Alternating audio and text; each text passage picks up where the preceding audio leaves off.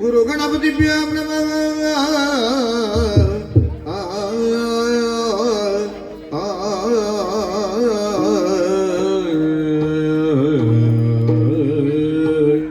ಶರಣನೆ ಪಾಲಿಸು ವಿಘ್ನ ರಾಜನೇ.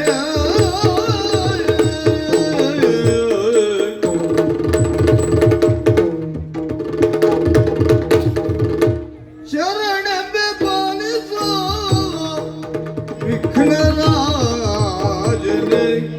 ವಿಘ್ನರಾಜನೇ.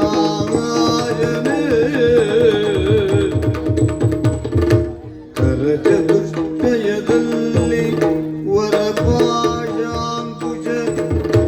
ಪಡಲಿಯ ಧರಿಸಿ ಮೆರವ ದೇವದೇವನೇ. ಶರಣೆಂಬೆ ಪಾಲಿಸು ವಿಘ್ನರಾಜನೇ.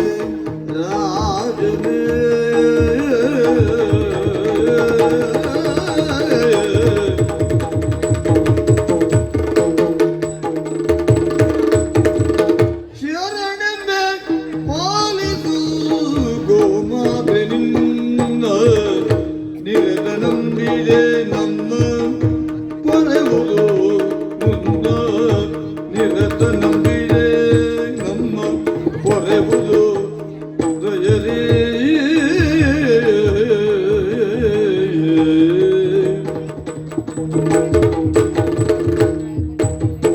ಶರಣೆಂಬೆ ಪಾಲಿಸು ಗೋಮಾತೆ ನಿನ್ನ.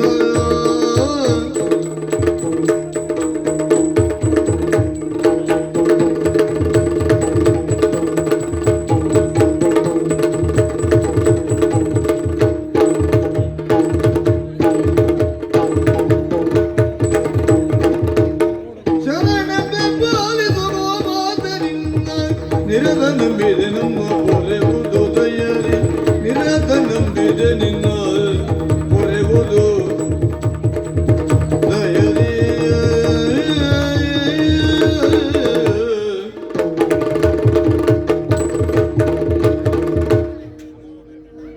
ಇಂದಿರಯದಲೆ ಮಾಗಿ ಪರಮಾನಂದ ಭಕ್ತಿಯೊಳ ಜನ ಧ್ಯಾನಿಸಿ ವಂದಿಸುವೆ ಶಾರದೆಗೆ ಶಗ್ರಾದ್ಯಮರ ರಿಂಗರಗಿ. ನಾಂದಿಯಲಿ ವರ ವ್ಯಾಸ ಮುನಿಪದ ದುಂದುವ ಗಾನದನಾಗಿ ಕವಿಗಳ ಸಂದಣಿಗೆ ಮನವನ್ನು ಬೇಳುವೆರಿ ಕಥಾ.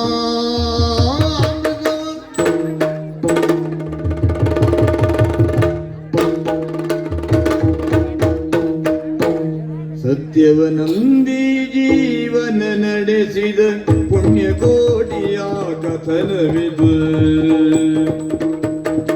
ಸತ್ಯವನಂದಿ ಜೀವನ ನಡೆಸಿದ ಪುಣ್ಯಕೋಟಿಯ ಕಥನವಿದು. ಪುಣ್ಯಕೋಟಿಯ ಕಥನವಿದು. ಮಿಥ್ಯವನಾಡದೆ ಬಾಡಲು ಸಾಗಿದೆ. ಮಿಥ್ಯವನಾಡದೆ ಬಾಳನು ಸಾಗಿಕೆ. ಲೋಕದ ಜನತೆಗೆ ಪಾಠವಿದು. ಲೋಕದ ಜನತೆಗೆ ಪಾಠವಿದು. ಸತ್ಯವನಂಬಿ ಜೀವನ ನಡೆಸಿದ. ಸತ್ಯವನಂಬಿ ಜೀವನ ನಡೆಸಿದ ಪುಣ್ಯಕೋಟಿಯ ಕಥನವಿದು. ಪುಣ್ಯಕೋಟಿಯ ಕಥನವಿದು. ಪುಣ್ಯಕೋಟಿಯ ಕಥನವಿದು.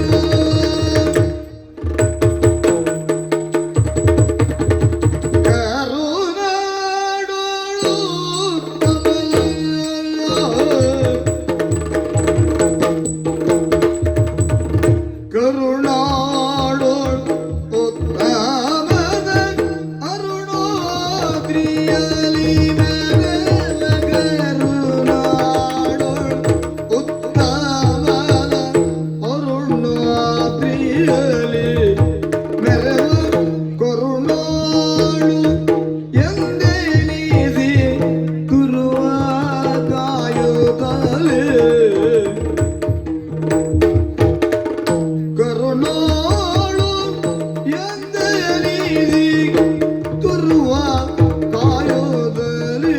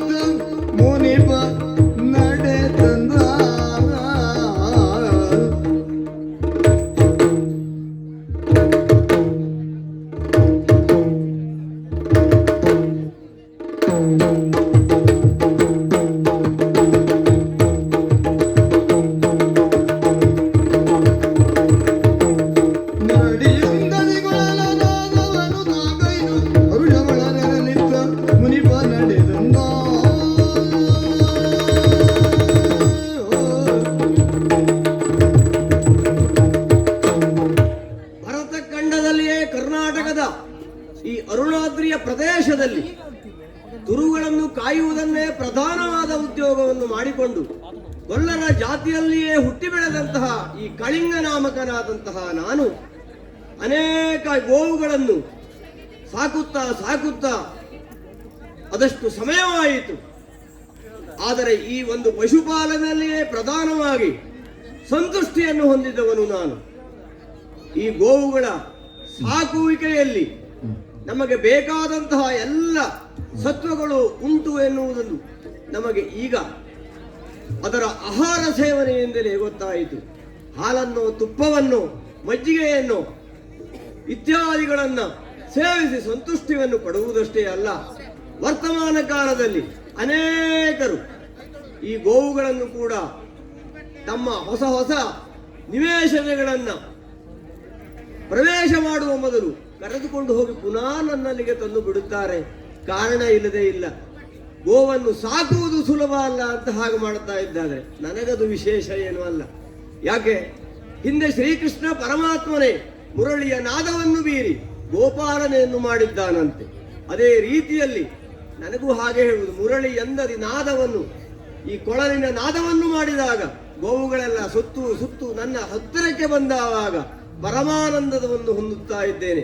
ಅಷ್ಟೇ ಅಲ್ಲ, ಈ ಗೋವುಗಳ ಒಟ್ಟಿಗೆ ನನ್ನ ವಾಸ.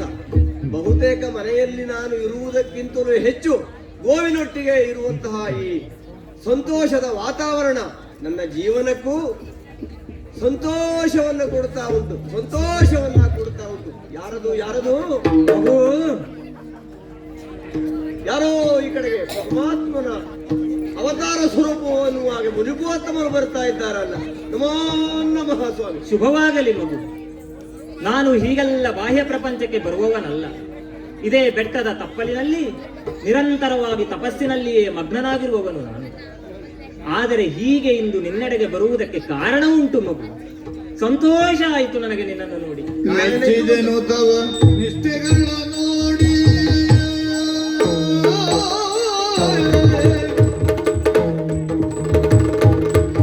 ಮೆಚ್ಚಿದೆನು ತವ ನಿಷ್ಠೆಗಳ ನೋಡಿ, ಸಚ್ಚರಿತನವುದೈ ಉಜ್ಜರಿಪೆಗೋ ಕೀರ್ತಿಗಳ ಮಾಡಿ, ಸಚ್ಚರಿತನವುದೈ ಉಜ್ಜರಿಪೆಗೋ ಕೀರ್ತಿಗಳ ಪಾಡಿ ನೋಡಿ ಪಾಡಿ.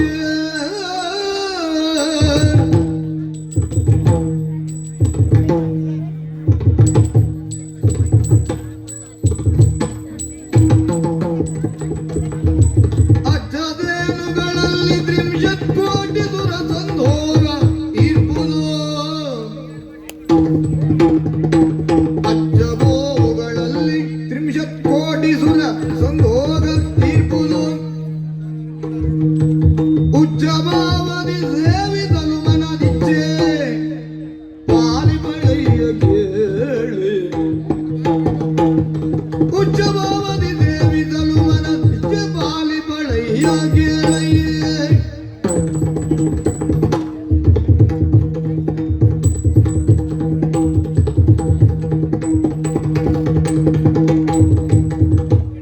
ಮೆಚ್ಚಿದನು ತವ ನಿಷ್ಠೆಗಳ ನೋಡಿ, ಸಚ್ಚರಿತನವುದೈ ಉಚ್ಚರಿಪೆಗೋ ಕೀರ್ತಿಗಳ ಮಾಡಿ, ಮೆಚ್ಚಿದನು ತವ ನಿಷ್ಠೆಗಳ ನೋಡಿ.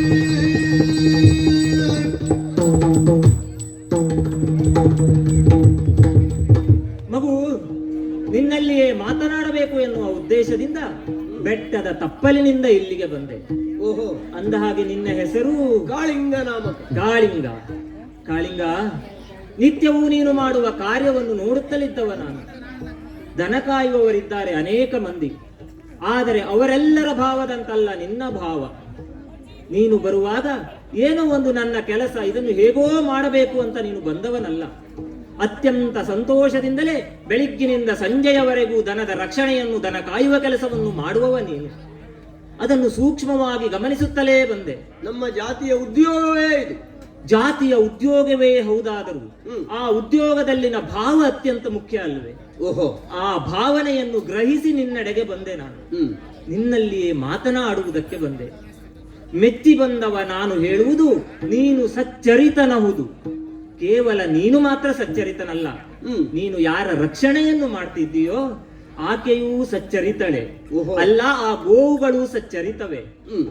ಇದು ನಿನಗೆ ತಿಳಿದಿಲ್ಲ ಅಂತಲ್ಲ, ಇದು ಪ್ರಪಂಚ ಮುಖಕ್ಕೆ ತಿಳಿದಿಲ್ಲ ಅಂತಲೂ ಅಲ್ಲ. ಹ್ಮ್. ಆದರೆ ಪ್ರಪಂಚ ಮುಖ ಇಂದು ಗೋವಿನ ಮಹತ್ವವನ್ನು ಮರೆತಂತೆ ಕಾಣುತ್ತಿದೆ. ಹ್ಮ್. ಮತ್ತೆ ಅದನ್ನು ನಾನು ನಿನ್ನ ಮುಖೇನವಾಗಿ ಎಚ್ಚರಿಸಿ ಇದನ್ನು ಪ್ರಪಂಚಕ್ಕೆ ತೋರ್ಪಡಿಸಬೇಕು ಎನ್ನುವ ಉದ್ದೇಶದಿಂದಲೇ ನಿನ್ನಲ್ಲಿಗೆ ಮಾತನಾಡುವುದಕ್ಕೆ ಬಂದೆ. ಓಹೋ.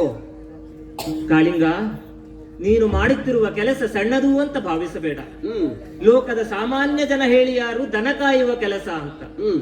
ಆದರೆ ಆ ದನದ ಮಹತ್ವ ಏನು ಅಂತ ತಿಳಿದರೆ ಈ ಗೋವಿನ ರಕ್ಷಣೆಯ ಮಹತ್ವ ಏನು ಎನ್ನುವುದು ಅರ್ಥವಾಗ್ತದೆ. ಹ್ಮ್. ನೀನು ಸಾಕುತ್ತಿದ್ದೀಯಲ್ಲ ಈ ದನಗಳನ್ನು, ಹ. ನೋಡಿದರೆ ಅರ್ಥವಾಗ್ತದೆ ಇವೆಲ್ಲ ದೇಶೀಯ ಹಸುಗಳು. ಓಹೋ. ನೀನು ಸಾಕಿದ ಹಸುಗಳೆಲ್ಲವೂ ದೇಶೀಯ ಹಸುಗಳು. ಈಗ ನಾನು ಇನ್ನೆಲ್ಲ ಮಾತನಾಡುತ್ತೇನೋ ಇವೆಲ್ಲವೂ ಈ ದೇಶೀಯ ಹಸುಗಳ ಕುರಿತಾಗಿಯೇ ನಾನು ಮಾತನಾಡುವುದು. ಹ್ಮ್. ಈ ಹಸುಗು ಸಾಮಾನ್ಯವಾದದ್ದಲ್ಲ. ಓಹೋ. ಇದು ತನ್ನ ದೇಹದಲ್ಲಿ 33 ಕೋಟಿ ದೇವತೆಗಳನ್ನು ಒಳಗೊಂಡಂತಹ ಅತ್ಯಂತ ಅಭೂತಪೂರ್ವವಾದಂತಹ ಒಂದು ದೇಹವನ್ನು ಹೊಂದಿದ ಜೀವಿ ಇದು. ಹ್ಮ್. ಈ ಗೋವಿನ ಸಗಣಿಯಲ್ಲಿ ಸಾಕ್ಷಾತ್ ಲಕ್ಷ್ಮೀದೇವಿಯೇ ನೆಲೆಸಿದ್ದಾಳೆ. ಹ. ಗೋಮೂತ್ರದಲ್ಲಿ ಪರಮ ಪಾವನೆಯಾದಂತಹ ಗಂಗಾಮಾತೆ ಇದ್ದಾಳೆ. ಹ್ಮ್.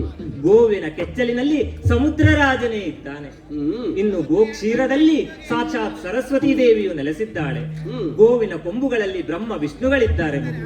ಹ್ಮ್. ಇಂತಹ ಗೋವನ್ನು ನೀನು ರಕ್ಷಿಸಿದೆ, ಅವಳನ್ನು ಪೂಜಿಸಿದೆ ಅಂತ ಆದರೆ ಅಲ್ಲ, ಯಾರೆಲ್ಲ ಗೋವಿನ ರಕ್ಷಣೆಯನ್ನು ಮಾಡಿ ಅವಳನ್ನು ಪೂಜಿಸ್ತಾರೋ ಅವರ ಮನದಿಚ್ಛೆ ಎಲ್ಲವನ್ನು ಪಾಲಿಸ್ತಾಳೆ ಈ ಗೋಮಾತೆ. ಇದು ನಾನಾಡುವ ಮಾತುಗಳಲ್ಲ, ಇದಕ್ಕೆ ಸಾಕಷ್ಟು ಉಲ್ಲೇಖಗಳುಂಟು ಗೊತ್ತೋ. ಓಹೋ. ಸ್ಮೃತಿ ಸ್ಮೃತಿಯ ಕಥನಗಳೊಳಗೆಲ್ಲ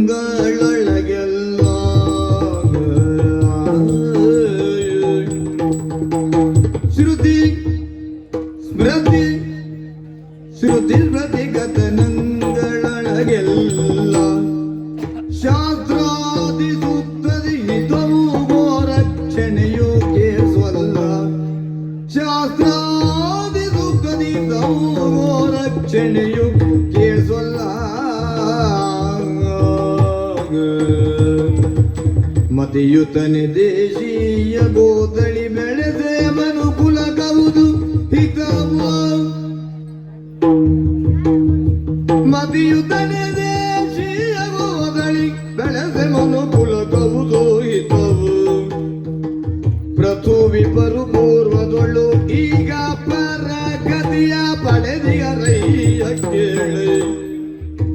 ಪೃಥುವಿ ಬರು ಪೂರ್ವದೊಳು ಈಗ ಪರಗತಿಯ ಪಡೆದಿಯರಯ್ಯ ಕೇಳಿ. ಮೆಚ್ಚಿದೆ ಮೆಚ್ಚಿದೆ ಮೆಚ್ಚಿದೆನು ತವ ನಿಷ್ಠೆಗಳನ್ನು ಮೆಚ್ಚಿದೆ ಮೆಚ್ಚಿದೆನು ತವ ನಿಷ್ಠೆಗಳ ನೋಡಿ ಕೀರ್ತಿಗಳ ಪಾಡಿ.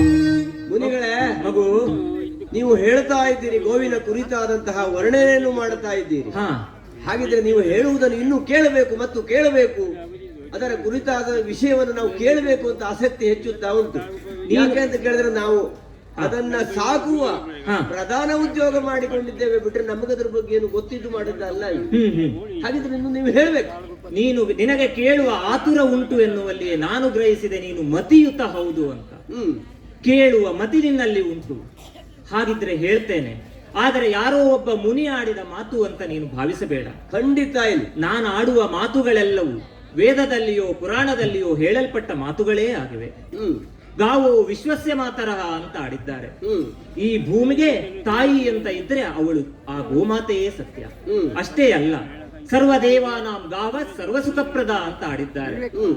ನಾವು ಯಾವೆಲ್ಲ ದೇವರುಗಳನ್ನು ಭಜಿಸುತ್ತೇವೋ ಆ ದೇವತೆಗಳಲ್ಲಿ ನಮಗೆ ಬೇಕಾದದ್ದೆಲ್ಲವನ್ನು ನೀಡುವ ದೇವರಿದ್ರೆ ಅವಳು ಗೋಮಾತೆ ಮಾತ್ರ.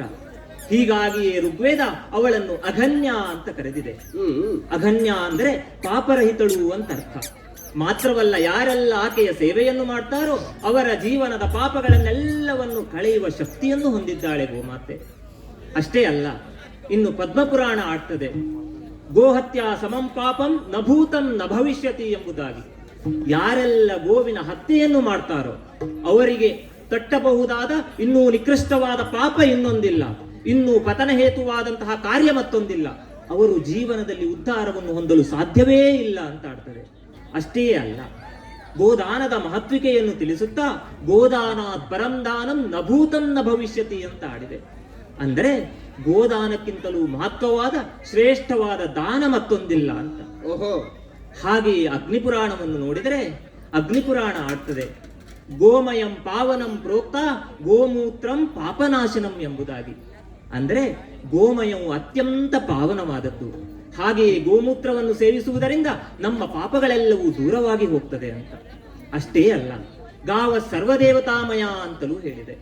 ಅಂದರೆ ಸಕಲ ದೇವತೆಗಳು ಆ ಗೋವಿನಲ್ಲಿಯೇ ಆಶ್ರಯವನ್ನು ಪಡೆದಿದೆ, ಅಲ್ಲ ಅಲ್ಲಿಯೇ ವಾಸಿಸ್ತವೆ ಅಂತ. ನಾವು ಗೋವೊಂದನ್ನು ಪೂಜಿಸಿದೆವು ಅಂತಾದರೆ ಸಕಲ ದೇವತೆಗಳನ್ನು ಒಟ್ಟಿಗೆ ಪೂಜಿಸಿದಂತೆಯೇ ಸರಿ. ಇನ್ನು ವಿಷ್ಣು ಪುರಾಣ ಹೇಳ್ತದೆ, ಗೋಸೇವೋ ಪರಮಧರ್ಮ ಎಂಬುದಾಗಿ. ಅಂದರೆ ಪರಮಧರ್ಮ ಹೊಂದಿದ್ದರೆ ಅದು ಗೋಸೇವೆಯೇ ಪರಮಧರ್ಮ.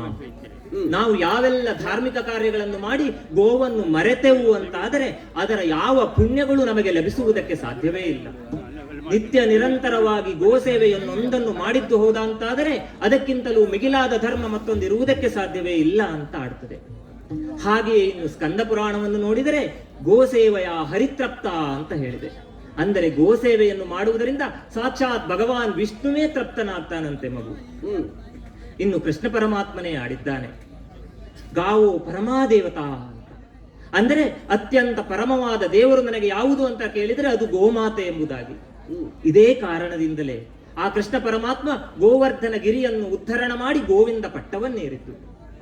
ಮಗು, ಇದೆಲ್ಲ ಆಸ್ತಿಕರಾಡುವ ಮಾತುಗಳು, ಧಾರ್ಮಿಕರಾದವರು ಆಡುವಂತಹ ಮಾತುಗಳು. ಇನ್ನೊಂದು ವರ್ಗ ಉಂಟು, ಇದೆಲ್ಲವೂ ಮಿಥ್ಯ, ಇದೆಲ್ಲವೂ ಢಾಂಬಿಕ ಅಂತ ಆಡುವವರುಂಟು. ವಿಜ್ಞಾನ ಇದನ್ನು ಹೇಳಿದೆಯೋ ಅಂತ ಕೇಳುವವರುಂಟು. ಯಾವುದು ಧರ್ಮವೋ ಅದೇ ವಿಜ್ಞಾನ. ಧರ್ಮ ಏನನ್ನು ಹೇಳುತ್ತದೋ ವಿಜ್ಞಾನವೂ ಅದನ್ನೇ ಹೇಳುತ್ತದೆ, ಆದರೆ ಹೇಳುವ ರೀತಿ ಬೇರೆ. ಯಾವುದು ವಿಜ್ಞಾನವೋ ಅದನ್ನೇ ಧರ್ಮ ಹೇಳುತ್ತದೆ ಎನ್ನುವುದು ಅವರಿಗೆ ಅರ್ಥವಾಗುವುದಿಲ್ಲ. ಸ್ವಲ್ಪ ಮೊದಲು ನಾನು ಆಡಿದೆ, ಗೋವಿನ ಸಗಣಿಯಲ್ಲಿ ಲಕ್ಷ್ಮಿ ಉಂಟು ಅಂತ. ಹೋಗಿ ಸಗಣಿಯನ್ನು ಬರಗಿದರೆ ಲಕ್ಷ್ಮಿ ಸಿಗುವುದಿಲ್ಲ ಮಗು. ಆ ಗೋವಿನ ಸಗಣಿಯನ್ನು ಸರಿಯಾದ ರೀತಿಯಲ್ಲಿ ಬಳಕೆ ಮಾಡಬೇಕು. ಸರಿಯಾಗಿ ಒಂದು ಗೊಬ್ಬರವನ್ನು ಮಾಡಿದ್ದು ಹೌದು ಅಂತ ಆದರೆ, ಅದನ್ನು ಭೂಮಿಗೆ ಬಳಸಿದ್ದು ಹೌದು ಅಂತ ಆದರೆ ಲಕ್ಷ್ಮಿಯ ರೂಪದಲ್ಲಿ ಮಾನವನಿಗೆ ಸಿಗ್ತಾಳೆ. ಆದ್ದರಿಂದ ಗೋವಿನ ಸಗಣಿಯಲ್ಲಿ ಲಕ್ಷ್ಮಿ ಇದೆ ಅಂತ ಆಡುವುದು. ಹಾಗೆಯೇ ಗೋಮೂತ್ರದಲ್ಲಿ ಗಂಗಾ ಮಾತೆ ನೆಲೆಸಿದ್ದಾಳೆ ಅಂತ ಆಡುವುದು ಯಾಕೆ? ಅನೇಕ ರೋಗಗಳಿಗೆ ಔಷಧಿ ಗುಣ ಆ ಗಂಗೆಯ ನೀರಿನಲ್ಲುಂಟು. ಹಾಗೆಯೇ ಅನೇಕ ರೋಗಗಳಿಗೆ ಔಷಧಿಯ ಗುಣ ಈ ಗೋಮೂತ್ರದಲ್ಲುಂಟು. ಹಾಗಾಗಿ ಗಂಗಾ ಮಾತೆ ನೆಲೆಸಿದ್ದಾಳೆ ಅಂತ ಆಡುವುದು. ಇನ್ನು ಗೋವಿನ ಕೆಚ್ಚಲಿನಲ್ಲಿ ಸಮುದ್ರ ರಾಜನಿದ್ದಾನೆ ಅಂತ ಹೇಳುವುದು ಯಾಕೆ? ಸಮುದ್ರದಲ್ಲಿ ಯಾವೆಲ್ಲ ನೀರುಗಳು ಸೇರಿಕೊಳ್ತವೆ, ಏನೆಲ್ಲ ಕೊಳಚೆಗಳು ಸೇರಿಕೊಳ್ತದೆ, ಆದರೆ ಸಮುದ್ರದ ನೀರು ತನ್ನ ಗುಣವನ್ನು ಬಿಟ್ಟುಕೊಡುವುದಿಲ್ಲ. ಅಂದರೆ ಅನೇಕ ರೋಗಗಳನ್ನು ನಿವಾರಿಸುವಂತಹ ಗುಣ ಆ ಸಮುದ್ರದ ನೀರಿಗುಂಟು. ಹಾಗೆಯೇ ಗೋವು ಏನನ್ನೇ ಸೇವಿಸಲಿ, ತಾನು ಸೇವಿಸಿದ್ದು ಒಣ ಹುಲ್ಲಾದರೂ ಸರಿಯೇ, ಹಸಿ ಹುಲ್ಲಾದರೂ ಸರಿಯೇ, ಅಲ್ಲ ಮತ್ತೇನಾದರೂ ಸರಿಯೇ, ಆಕೆಯ ಕೆಚ್ಚಲಿನಿಂದ ಬರುವುದು ಅಮೃತ ಸದೃಶವಾದಂತಹ ಹಾಲು ಬಿಟ್ಟು ಮತ್ತೇನು ಅಲ್ಲ ಮಗು. ಇನ್ನು ಗೋಕ್ಷೀರದಲ್ಲಿ ಸರಸ್ವತಿಯನ್ನು ಕಂಡಿದ್ದಾರೆ ಯಾಕೆ? ಗೋವಿನ ಹಾಲು ಬುದ್ಧಿಯನ್ನು ಹೆಚ್ಚಿಸ್ತದೆ, ಬುದ್ಧಿಯನ್ನು ಜಾಗೃತಗೊಳಿಸ್ತದೆ, ದೇಹಕ್ಕೆ ಬೇಕಾದಂತಹ ಪೋಷಕಾಂಶಗಳನ್ನು ನೀಡುತ್ತದೆ, ದೇಹವನ್ನು ಸಮತೋಲಿತವಾಗಿರ್ತದೆ. ಈ ಎಲ್ಲ ಕಾರಣದಿಂದ ಗೋಕ್ಷೀರದಲ್ಲಿ ಸರಸ್ವತಿ ಇದ್ದಾಳೆ ಅಂತ ಆಡುವುದು. ಇದೆಲ್ಲ ಇಂದಿನ ಜನರಿಗೆ ಅರ್ಥವಾಗ್ತದೋ ಇಲ್ಲವೋ, ಆದರೆ ನಿನ್ನ ಮುಖೇನವಾಗಿ ಪ್ರಪಂಚಕ್ಕೆ ಇದು ತಿಳಿಯಬೇಕು ಎನ್ನುವ ಉದ್ದೇಶದಿಂದಲೇ ಇಲ್ಲಿಗೆ ಬಂದೆ. ಇನ್ನು ಪುರಾಣಗಳೆಲ್ಲ ಆಡಿದ್ದಾರಲ್ಲ, ಗೋದಾನಂ ಪರಂ ಧರ್ಮ ಎಂಬುದಾಗಿ. ಹಾಗಿದ್ರೆ ಗೋದಾನವೇ ಪರಮಧರ್ಮ, ಪರಮದಾನ ಯಾಕೆ? ನಾವು ಯಾವುದನ್ನು ದಾನವಾಗಿ ಕೊಡ್ತೇವೋ ಅದು ಅತ್ಯಂತ ಶ್ರೇಷ್ಠವಾಗಿರಬೇಕು. ಹಾಗೆಯೇ ಗಾವೋ ವಿಶ್ವಸ್ಯ ಮಾತರಃ ಅಂತ ಆಡಿದ್ಯಾಕೆ? ಒಬ್ಬ ತಾಯಿಯಾದವಳು ತನ್ನ ಮಗುವಿಗಾಗಿ ತನ್ನ ಜೀವನವನ್ನು ಸವೆಸ್ತಾಳೆ. ಹಾಗೆಯೇ ಗೋವು ಇಡೀ ಪ್ರಪಂಚಕ್ಕಾಗಿ ತನ್ನ ಜೀವನವನ್ನು ಸವೆಸ್ತದೆ. ತನ್ನ ಮಗುವಿಗಾಗಿ ಇರುವಂತಹ ಹಾಲನ್ನು ಅದನ್ನು ಮನುಷ್ಯನಿಗಾಗಿ ನೀಡ್ತದೆ. ತನ್ನಿಂದ ತ್ಯಾಜ್ಯವೆನ್ನಬಹುದಾದಂತಹ ವಸ್ತುಗಳನ್ನು, ಸಗಣಿಯನ್ನು ಅಲ್ಲ ಗೋಮೂತ್ರವನ್ನು ಅದನ್ನು ಮನುಷ್ಯನಿಗಾಗಿ ನೀಡ್ತದೆ. ಅಷ್ಟೇ ಅಲ್ಲ, ಭಾರವನ್ನು ಎಳೆಯುವುದಕ್ಕೋ ಇನ್ಯಾವುದೋ ಕಾರ್ಯಕ್ಕೋ ತನ್ನನ್ನು ತಾನು ತ್ಯಾಗದ ರೂಪದಲ್ಲಿ ಮನುಷ್ಯನಿಗಾಗಿ ಸಮರ್ಪಿಸಿಕೊಳ್ತಾಳೆ. ಅಷ್ಟೇ ಏಕೆ, ತಾನು ಸತ್ತ ನಂತರವೂ ಒಂದು ವೇಳೆ ಹಸುವೊಂದು ಸಹಜವಾಗಿ ಮರಣವನ್ನಪ್ಪಿತು ಅಂತಾದರೆ ಅದನ್ನು ಭೂಮಿಯಲ್ಲಿ ಹೂತಿದ್ದು ಹೌದು ಅಂತಾದರೆ ಆ ಭೂಮಿಯು ಅತ್ಯಂತ ಫಲವತ್ತತೆಯನ್ನು ಪಡೆಯುತ್ತದೆ. ಅಂದರೆ ಹುಟ್ಟಿನಿಂದ ಸಾವಿನವರೆಗೂ ಬೇರೆಯವರಿಗಾಗಿಯೇ ತನ್ನ ಜೀವನವನ್ನು ಸವೆಸುವುದರಿಂದ, ಬೇರೆಯವರು ಅಂದ್ರೆ ಮನುಷ್ಯರಿಗಾಗಿಯೇ ತನ್ನ ಜೀವನವನ್ನು ಸವೆಸುವುದರಿಂದ ಗಾವೋ ವಿಶ್ವಸ್ಯ ಮಾತರಃ ಅಂತ ಹೇಳಿದ್ದಾರೆ. ಹೀಗೆ ಜನ್ಮದಾರಭ್ಯದಿಂದ ಮರಣಾಂತರದವರೆಗೂ ಪರರ ಸೇವೆಯಲ್ಲಿರುವಂತಹ ಅತ್ಯಂತ ಶ್ರೇಷ್ಠವಾದದ್ದು ಯಾವುದು ಅಂತ ಕೇಳಿದರೆ ಗೋವು. ಅದಕ್ಕಾಗಿಯೇ ಗೋದಾನವನ್ನು ಶ್ರೇಷ್ಠ ದಾನ ಅಂತ ಕರೆದಿತ್ತು. ಅಷ್ಟೇ ಅಲ್ಲ ಮಗು, ಈಗ ನಾನೇನೆಲ್ಲ ಆಡಿದನೋ ಈ ಗೋಮಯವನ್ನು ನಾವು ಸಾರಿಸ್ತೇವೆ, ಯಜ್ಞಗಳಲ್ಲಿ ಬಳಸ್ತೇವೆ. ಅದಕ್ಕೊಂದು ವೈಜ್ಞಾನಿಕ ಹಿನ್ನೆಲೆ ಉಂಟು. ಅನೇಕ ವಿಕಿರಣಗಳನ್ನು, ಕೀಟಗಳನ್ನು ಅಲ್ಲ ರೋಗಾಣುಗಳನ್ನು ತಡೆಯಬಲ್ಲಂತಹ ಸಾಮರ್ಥ್ಯ ಆ ಗೋಮಯಕ್කුಂಟು. ಹಾಗೆಯೇ ಗೋಮೂತ್ರ ನಮ್ಮ ಜೀವಕೋಶಗಳು ನಿಯಂತ್ರಿಸಲಾಗದ ರೀತಿಯಲ್ಲಿ ವಿಭಜಿಸಲ್ಪಟ್ಟು ಗಡ್ಡೆಯುಂಟಾಯಿತು ಅಂತಾದರೆ ಅದನ್ನೂ ನಿಯಂತ್ರಿಸುವ ಸಾಮರ್ಥ್ಯ ಗೋಮೂತ್ರಕ್ಕುಂಟು. ಇದನ್ನು ಇಂದಿನ ವಿಜ್ಞಾನ ಹೇಳ್ತದೆ, ಅದನ್ನು ನಮ್ಮವರು ಅಂದೇ ಕಂಡುಕೊಂಡಿದ್ದಾರೆ. ಅದಕ್ಕಾಗಿಯೇ ಈ ಎಲ್ಲ ಮಹತ್ವವನ್ನು ಗೋವಿನಲ್ಲಿ ಕಂಡುಕೊಂಡು ಗಾವೋ ವಿಶ್ವಸ್ಯ ಮಾತರಃ ಅಂತ ಆಡಿದ್ದು. ಹಾಗೆಯೇ ಭಾವನಾತ್ಮಕವಾಗಿ ಗಮನಿಸುವಾಗ ಲೋಕದಲ್ಲಿ ಅನೇಕ ಜೀವಿಗಳುಂಟು. ಆ ಎಲ್ಲ ಜೀವಿಗಳನ್ನು ಬಿಟ್ಟು ಗೋವನ್ನೇ ಯಾಕೆ ಮಾತೆ ಅಂತ ಕರೀತೇವೆ? ಮನುಷ್ಯನ ಭಾವನೆಯನ್ನು ಅತ್ಯಂತ ಸಮರ್ಥವಾಗಿ ಅರ್ಥೈಸಿಕೊಳ್ಳಬಹುದಾದ ಜೀವಿಯೊಂದಿದ್ದರೆ ಅದು ಗೋವು. ತಾನು ಸಾಕಿದ ಯಜಮಾನನ ಭಾವನೆಯನ್ನು ಅರ್ಥೈಸಿಕೊಳ್ತದೆ. ಆತನ ನಡೆಯುವಿಕೆಯಲ್ಲಿಯೋ ಮಾತನಾಡುವ ರೀತಿಯಲ್ಲಿಯೋ ಆತ ಎಂತಹ ಸಂಕಷ್ಟದಲ್ಲಿದ್ದಾನೋ ಸಂತೋಷದಲ್ಲಿದ್ದಾನೋ ಎನ್ನುವುದನ್ನು ಅದು ಅರ್ಥೈಸಿಕೊಂಡು ವ್ಯವಹರಿಸುತ್ತದೆ. ಅಷ್ಟೇ ಅಲ್ಲ, ತನ್ನ ಯಜಮಾನ ತನಗೆ ಒಂದು ಹಿಡಿ ಹುಲ್ಲನ್ನು ನೀಡಿದರೂ ಸಂತೃಪ್ತಿಯಿಂದ ಅದನ್ನು ಉಂಡು ತಾನು ಸಂತೃಪ್ತಿಯಿಂದ ನಿದ್ದೆಯನ್ನು ಮಾಡ್ತದೆ, ಅಲ್ಲ ಶಾಂತವಾಗ್ತದೆ. ಅಷ್ಟೇ ಅಲ್ಲ, ಅನೇಕ ಪ್ರಕೃತಿ ವಿಕೋಪಗಳು, ಭೂಕಂಪಗಳೇ ಆಗಲಿ ಮನುಷ್ಯನಿಗೂ ತಿಳಿಯುವ ಪೂರ್ವದಲ್ಲಿ ಅದು ಗೋವುಗಳಿಗೆ ತಿಳಿಯುತ್ತದೆ. ನಮ್ಮ ಮನಸ್ಸು ಹೇಗೆ ಇರಲಿ, ಗೋವಿನ ಒಂದು ಸಂತಸದ ಆ ಕೂಗನ್ನು ಕೇಳಿದರೆ ನಮ್ಮ ಮನಸ್ಸು ಅತ್ಯಂತ ಸಂತೋಷಗೊಳ್ಳುತ್ತದೆ. ಮಗು ಮಾನಸಿಕವಾಗಿಯೂ ನಾವು ನೆಮ್ಮದಿಯನ್ನು ಹೊಂದುತ್ತೇವೆ ಎನ್ನುವಲ್ಲಿಗೆ ಇದು ಭಾವನಾತ್ಮಕ ಸಂಬಂಧವನ್ನು ಹೊಂದಿದೆ. ಅಷ್ಟೇ ಏಕೆ, ಎಲ್ಲೆಲ್ಲಿ ಎಲ್ಲ ಗೋ ಹತ್ಯೆಯು ನಡೆಯುತ್ತದೋ ಅಲ್ಲಿ ಗೋವಿನ ಆಕ್ರಂದನದಿಂದ ಭೂಕಂಪ ಆಗುವ ಸಾಧ್ಯತೆಗಳೂ ಹೆಚ್ಚುಂಟು. ಈ ಎಲ್ಲ ಮಹತ್ವವನ್ನು ಹೊಂದಿದ ಗೋವು ಇದು ಪ್ರಪಂಚಕ್ಕೆ ತಾಯಿ ಅಲ್ಲದೆ ಇನ್ಯಾರಾಗುವುದಕ್ಕೆ ಸಾಧ್ಯ ಇದೆ ಮಗು. ಇದನ್ನು ಕೇವಲ ಶ್ರುತಿ ಸ್ಮೃತಿಗಳಾಡಿದ್ದಲ್ಲ, ಅನೇಕ ರಾಜರು ನಡೆದು ತೋರಿಸಿದ್ದಾರೆ. ದಿಲೀಪನಂತಹ ರಾಜ ಆ ಗೋ ಸೇವೆಯನ್ನು ಮಾಡಿ ಇಹದಲ್ಲಿಯೂ ಪರದಲ್ಲಿಯೂ ಸದ್ಗತಿಯನ್ನು ಪಡೆದಿದ್ದಾನೆ. ಇನ್ನೂ ಅನೇಕ ರಾಜರು ಗೋ ಹತ್ಯೆಯನ್ನು ನಿಷೇಧಿಸಿ ಅತ್ಯಂತ ಉನ್ನತವಾದ ಸ್ಥಾನವನ್ನು ಪಡೆದಿದ್ದಾರೆ ಮಗು. ಈ ಎಲ್ಲವನ್ನು ನಾನು ನಿನಗೆ ಹೇಳಿದರೆ ಸಾಲುವುದಿಲ್ಲ. ನೀನು ಇದನ್ನು ಪ್ರಪಂಚಕ್ಕೆಲ್ಲ ತಿಳಿಸಬೇಕು. ಮಾತ್ರವಲ್ಲ, ನಿನ್ನ ಈ ದೇಶೀಯ ಗೋವುಗಳನ್ನು ಇನ್ನೂ ಹೆಚ್ಚಿನ ರೀತಿಯಲ್ಲಿ ಸಾಕಬೇಕು, ಇನ್ನೂ ಉತ್ತಮವಾಗಿ ಸಾಕಬೇಕು. ಇದು ನನ್ನ ಆಶಯ. ಇದನ್ನು ತಿಳಿಸುವುದಕ್ಕಾಗಿಯೇ ಇಲ್ಲಿಗೆ ಬಂದೆ. ಇದನ್ನು ಪ್ರಪಂಚ ಮುಖಕ್ಕೆ ತಿಳಿಸ್ತೀಯಲ್ವೋ ನೀನು?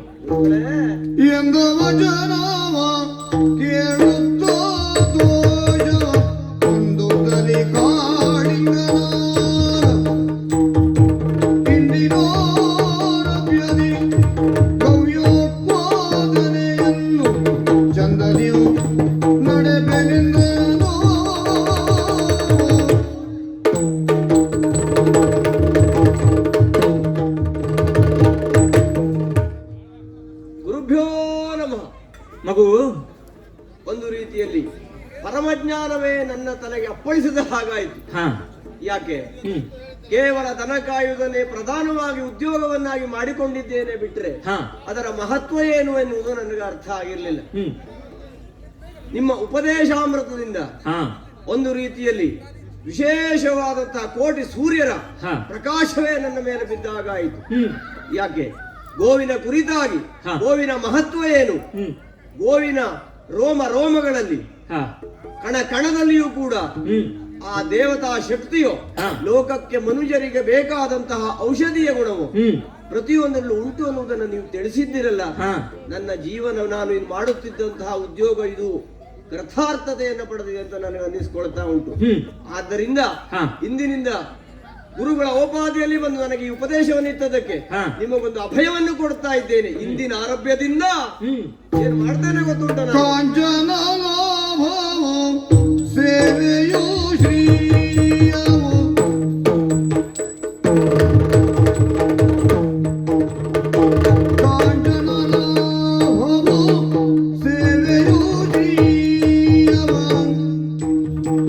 ಸ್ವಚ್ಛ ಬೆಳೆಯ ಮನವೋ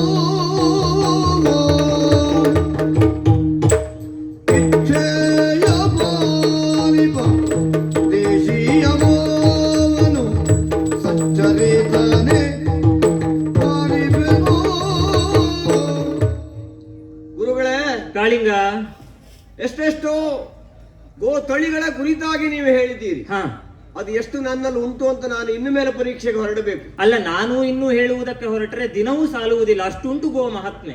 ಹಾಗಿದ್ರೆ ಹ್ಮ್ ಅಲ್ಲೆಲ್ಲ ತಳಿಗಳನ್ನು ನಾನೇ ಸಾಕಬೇಕು. ಹಾ ಹಾಕುವುದರಿಂದ ನನಗೆ ಪ್ರಯೋಜನ ಉಂಟು. ಹ್ಮ್ ಯಾಕೆ? ಗವ್ಯೋತ್ಪಾದನೆಯನ್ನು ಮಾಡಬೇಕು, ಅದು ಮುಖ್ಯವಾದದ್ದು. ಪ್ರಧಾನವಾಗಿ ಹಾ ಈ ಲೋಕದಲ್ಲಿ ನಮ್ಮಂತವರು ಯೋಚಿಸುವುದೇನನ್ನು ಹ್ಮ್ ಹಣ ಆಗಬೇಕು ಎನ್ನುವುದರ ಕುರಿತಾಗಿ. ಹಾ ಪುಣ್ಯ ಉಂಟು ಅಂತಲೂ ನೀವು ಸೂಚಿಸಿದ್ದೀರಿ. ಹ್ಮ್ ಹಾಗಿದ್ರೆ ನಮ್ಮ ಜೀವನ ಕೃತಾರ್ಥತೆಗೆ ಒಂದು ಗೋವನ್ನು ಸಾಕುವುದು ಮಾರ್ಗ ಅಂತ ನಾನು ಕೇಳಿ ತಿಳಿದ ಹಾಗಾಯಿತು. ಹಾ ನಾವು ಪ್ರಧಾನವಾಗಿ ಇದು ಮಾಡಿಕೊಂಡು ಬಂದರು. ಹ್ಮ್ ಲೋಕಕ್ಕೆ ಹೇಳುವುದಕ್ಕೆ ಏನು? ಹಾ ಹಾಲಿನ ವ್ಯಾಪಾರವೋ ತುಪ್ಪದ ವ್ಯಾಪಾರವೋ ಹ್ಮ್. ಇಷ್ಟೇ ಇರುವುದು. ಹಾ ಇದು ಹಾಗಲ್ಲ. ನಾವು ಮಾಡುವಂತಹ ಉದ್ಯೋಗದಲ್ಲಿ ಹ್ಮ್ ಲೋಕದಲ್ಲಿ ಅಮೃತ ಉಂಟು ಅನ್ನುವುದನ್ನು ಸಾರುವುದಕ್ಕೂ ಇದು ಪ್ರಧಾನವಾಗುತ್ತದೆ. ಹಾ ಹಾಲಿನಲ್ಲಿ ಏನುಂಟು, ತುಪ್ಪದಲ್ಲಿ ಏನುಂಟು ಹ್ಮ್ ಅಷ್ಟೇ ಅಲ್ಲ. ಇಲ್ಲಿ ಹಾ ಗೋವಿನ ಶೃಂಗದಲ್ಲಿ ಏನುಂಟು, ಕಾಲದಲ್ಲಿ ಏನುಂಟು, ಸಗಣಿಯಲ್ಲಿ ಏನುಂಟು, ಹ್ಮ್ ಮುಖದಲ್ಲಿ ಏನುಂಟು. ಹಾ 33 ಕೋಟಿ ದೇವತೆಗಳು ಗೋವಿನಲ್ಲಿ ಉಂಟು ಅಂತ ನೀವು ಹೇಳಿದ ಮೇಲೆ ಹಾ ನಾವು ದೇವರ ಗುಡಿಗೆ ಹೋಗಿ ದೇವರನ್ನು ಪೂಜಿಸುವುದಕ್ಕಿಂತ ಗೋವನ್ನು ಪೂಜಿಸಿದ್ರೆ ಆಯ್ತಲ್ಲ. ಖಂಡಿತವಾಗಿ ಹೌದು. ಹಾಗೆ ನಾನು ನಿಮ್ಮಲ್ಲಿ ಕೇಳಿದ್ರಿಂದ ಈಗ ನನಗೆ ಅರ್ಥ ಆಯಿತು. ಹ್ಮ್ ಅಲ್ಲೆಲ್ಲ ಹೊಸ ಹೊಸ ಮನೆಗೆಲ್ಲ ತೆಗೆದುಕೊಂಡು ಹೋಗುವುದು ಯಾಕೆ ಎನ್ನುವುದರ ಜ್ಞಾನ ನಮಗೆ ಇರಲಿಲ್ಲ. ಹಾ. ಆದ್ರೆ ಇನ್ನು ಗೊತ್ತಾಯ್ತು. ಹ್ಮ್ ಮೊದಲಿಗೆ ಅವರು ದೇವತೆಗಳನ್ನು ತೆಗೆದುಕೊಂಡು ಹೋಗಿ ಆಮೇಲೆ ನಾವು ಉಳಿಬೇಕು ಅನ್ನೋದು ನಮ್ಮ ಸಂಸ್ಕೃತಿ. ಗೋವನ್ನು ತೆಗೆದುಕೊಂಡು ಹೋಗಿ ಅದು ಗೋವು ಸಗಣಿಯನ್ನು ಹಾಕಿದರೆ ಮನೆ ಶುದ್ಧವಾಗ್ತದೆ. ಅದು ಕೂಗಿಟ್ಟಿತ್ತು ಅಂತ ಆದ್ರೆ ಅಲ್ಲಿರುವ ದುಷ್ಟಶಕ್ತಿಗಳೆಲ್ಲ ಓಡಿ ಹೋಗ್ತವೆ, ಓಹೋ, ಅಲ್ಲಿ ದೇವತ್ವ ನೆಲೆಸಿಕೊಳ್ತದೆ. ಆದ್ರಿಂದ ನಾನು ಇವತ್ತು ನಿಮಗೆ ಕೊಡುವ ಮಾತಿದು. ಹ್ಮ್ ಇದರ ಲಾಭವೂ ನನಗೆ ಆಗುತ್ತದೆ. ಹಾ ಲೋಕಕ್ಕೆ ಅಮೃತವನ್ನು ಕೊಡುವವನು ಈ ಕಾಳಿಂಗ ಆಗಬೇಕು. ಹ್ಮ್ ನಾನು ಒಬ್ಬನಿಂದ ಅಲ್ಲ, ಅದು ಹಾ. ಮತ್ತು 100 ಕಾಳಿಂಗರು ಬರಬೇಕು. ಹ್ಮ್ ಗೋವನ್ನು ಸಾಕುವವರ ಸಂಖ್ಯೆ ಹೆಚ್ಚಾಗಬೇಕು. ಹಾ ಗವ್ಯೋತ್ಪಾದನೆಯಿಂದ ಹ್ಮ್ ಭೂಮಿಯಲ್ಲಿ ಸಂಪತ್ತು ನೆಲೆಸಬೇಕು. ಹಾ ಈ ಭರತ ಖಂಡ ಎನ್ನುವುದು ಹ್ಮ್. ಅಮೃತ ತತ್ವವಾಗಬೇಕು. ಹ್ಮ್. ಆ ಉದ್ದೇಶದಿಂದ ಸಂಪೂರ್ಣವಾಗಿ ಹ್ಮ್ ಯಾರ್ಯಾರು ಗೋವನ್ನು ಸಾಕುತ್ತಾರೆಯೋ ಹಾ ಅವರಿಗೆಲ್ಲ ನನ್ನಲ್ಲಿರುವ ಗೋವುಗಳನ್ನು ಕೊಡುತ್ತೇನೆ. ಹಾ ಕೊಡುವುದರ ಮುಖಾಂತರ ನಮ್ಮ ದೇಶೀಯ ತಳಿಗಳು ಅಭಿವೃದ್ಧಿ ಹೊಂದುವ ಹಾಗೆ ಮಾಡುತ್ತೇನೆ. ಹಾ ಮತ್ತೆ ನಿಮ್ಮ ಉಪದೇಶಾಮೃತವನ್ನು ಕೇಳಿದ್ದರಲ್ಲಿ ಹ್ಮ್ ನನಗಷ್ಟು ತಲೆಗೆ ಹೋಯಿತು ಅಂತಲ್ಲ, ಹಾ ನೆನಪಿದ್ದಷ್ಟನ್ನು ಹ್ಮ್. ಲೋಕಕ್ಕೆ ಹೇಳಿ ಪ್ರತಿಯೊಬ್ಬರು ಒಂದೊಂದು ಗೋವನ್ನಾದರೂ ಇಟ್ಟುಕೊಂಡು ಹಾ ಮನೆಯನ್ನು, ಮನಸ್ಸನ್ನು, ಲೋಕವನ್ನು ಹ್ಮ್. ಅಮೃತತ್ವದ ಕಡೆಗೆ ಕೊಂಡೊಯ್ಯುವಲ್ಲಿ ನನ್ನ ಶ್ರಮವನ್ನು ವಹಿಸ್ತೇನೆ.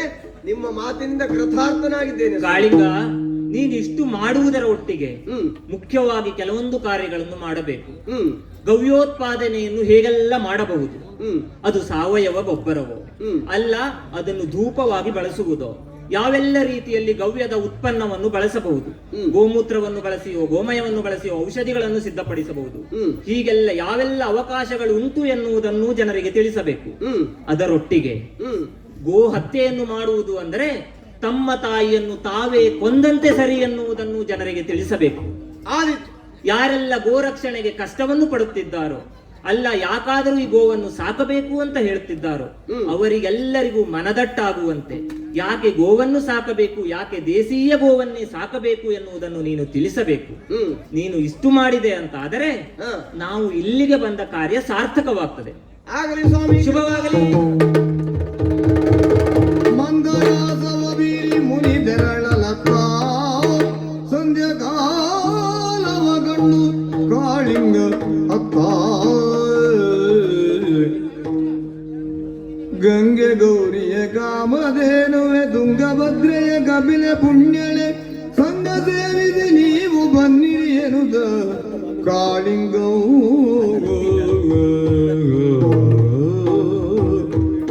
ಸತ್ಯವ ನಂಬಿ ಜೀವನ ನಡೆಸಿದ ಪುಣ್ಯ ಕೋಟಿಯ ಕಥನವಿದು. ಸತ್ಯವ ನಂಬಿ ಜೀವನ ನಡೆಸಿದ ಪುಣ್ಯ ಕೋಟಿಯ ಕಥನವಿದು. ಪುಣ್ಯ ಕೋಟಿಯ ಕಥನವಿದು. ಪುಣ್ಯ ಕೋಟಿಯ ಕಥನವಿದು. ಮಿಥ್ಯವನಾಡದೆ ಬಾಳು ಸಾಗಿಸಿ, ಮಿಥ್ಯವನಾಡದೆ ಬಾಳನು ಸಾಗಿಸಿ, ಲೋಕದ ಜನತೆಗೆ ಪಾಠವಿದು. ಲೋಕದ ಜನತೆಗೆ ಪಾಠವಿದು. ಸತ್ಯವನಂದಿ ಜೀವನ ನಡೆಸಿದ ಪುಣ್ಯ ಕೋಟಿಯ ಕಥನವಿದು.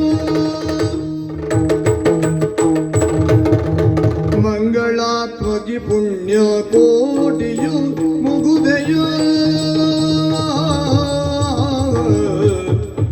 ಮಂಗಳಾತ್ಮಕಿ ಪುಣ್ಯ ಕೋಟಿಯು ಮುಗುದೆ ಕಂದನ ನೆನಪಿನುತ್ತಾನೋ ಸಾಂಗವಾಗಿಯೇ ಸಾಗುತ್ತಿರಲಿಗಾದಿನದೊಳು ಪದವಾಗದಿದುದ ತಾನೋ ಮಂಗಳಾತ್ಮಕಿ ಪುಣ್ಯಕೋಟಿ ಎನ್ನುವಂಥ ಈ ಸುಶಬ್ದ ಗೋವಿನ ಮೇಲೆ ಗೋಪಾಲಕರು ಇಟ್ಟಂತಹ ಗೌರವ. ಇಂತಹ ಒಂದು ಗೌರವವನ್ನು ಸ್ವೀಕರಿಸುವಂಥ ಭಾಗ್ಯ ಈ ಗೋ ಸಂಕುಲಕ್ಕೆ ಬಂತು ಅಂದರೆ ಅದೆಂತಹ ದೊಡ್ಡ ಭಾಗ್ಯ ನಮ್ಮದು ಎನ್ನುವುದನ್ನು ಹೇಳಲಸದಳ. ಈ ಅರುಣಾದ್ರಿಯ ತಪ್ಪಲಲ್ಲಿರುವುದು ಗೊಲ್ಲರ ಕೇರಿ. ಗೊಲ್ಲರ ಕೇರಿಗೆ ಗೊಲ್ಲರ ಒಡೆಯನಾದಂತಹ ಕಾಳಿಂಗನ ಆಶ್ರಯದಲ್ಲಿ ಬದುಕಿರುವಂತಹ ನಾವು ಸಾವಿರ ಸಾವಿರ ಗೋವುಗಳು. ನಮ್ಮ ಭಾಗ್ಯ ಅಂತ ಯಾಕೆ ಹೇಳ್ತಾ ಇದ್ದೇನೆ? ಈ ಗೋವು ಎಂದರೆ ಶ್ರುತಿಗಳು ಗೋವಿನ ಅಂಗದಲ್ಲಿ 33 ಕೋಟಿ ದೇವತೆಗಳ ವಾಸಸ್ಥಾನ ಎಂದು ಪೂಜಿಸಿದರು. ಅದು ನಮಗೆ ದೊಡ್ಡ ಭಾಗ್ಯ ಅಂತ ಅನಿಸಲಿಲ್ಲ.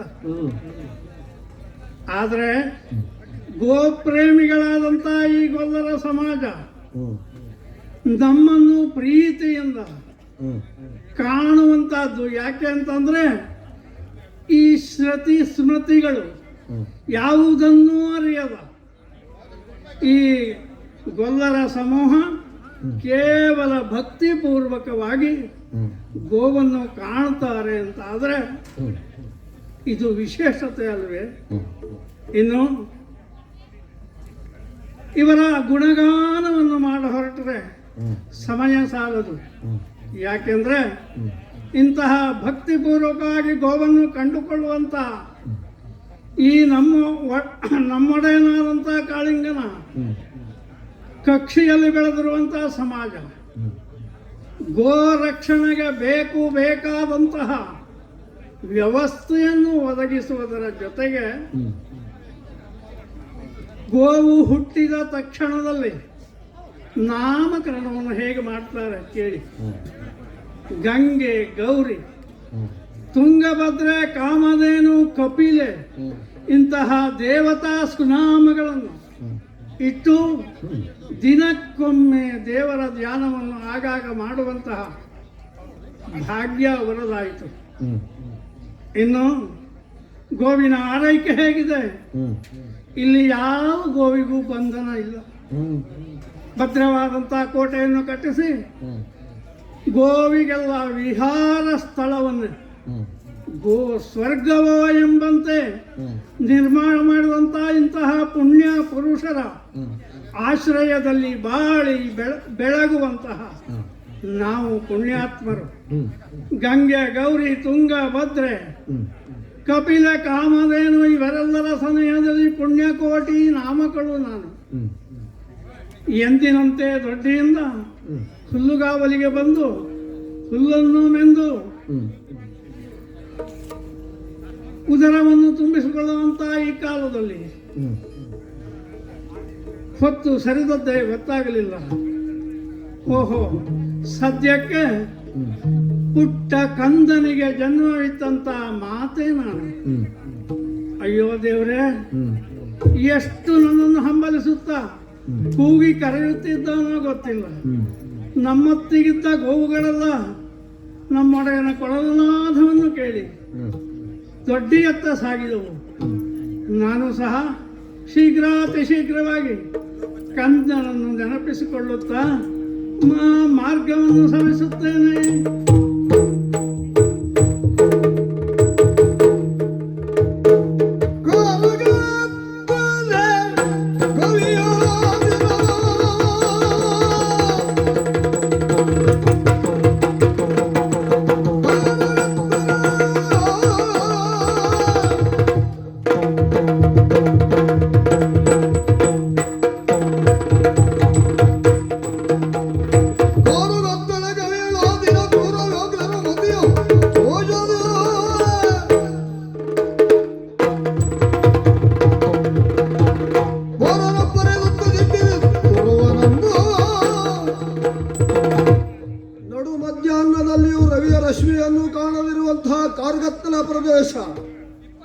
ನಮ್ಮಂಥವರಿಗೆ ಇದುವೇ ವಾಸಸ್ಥಾನ.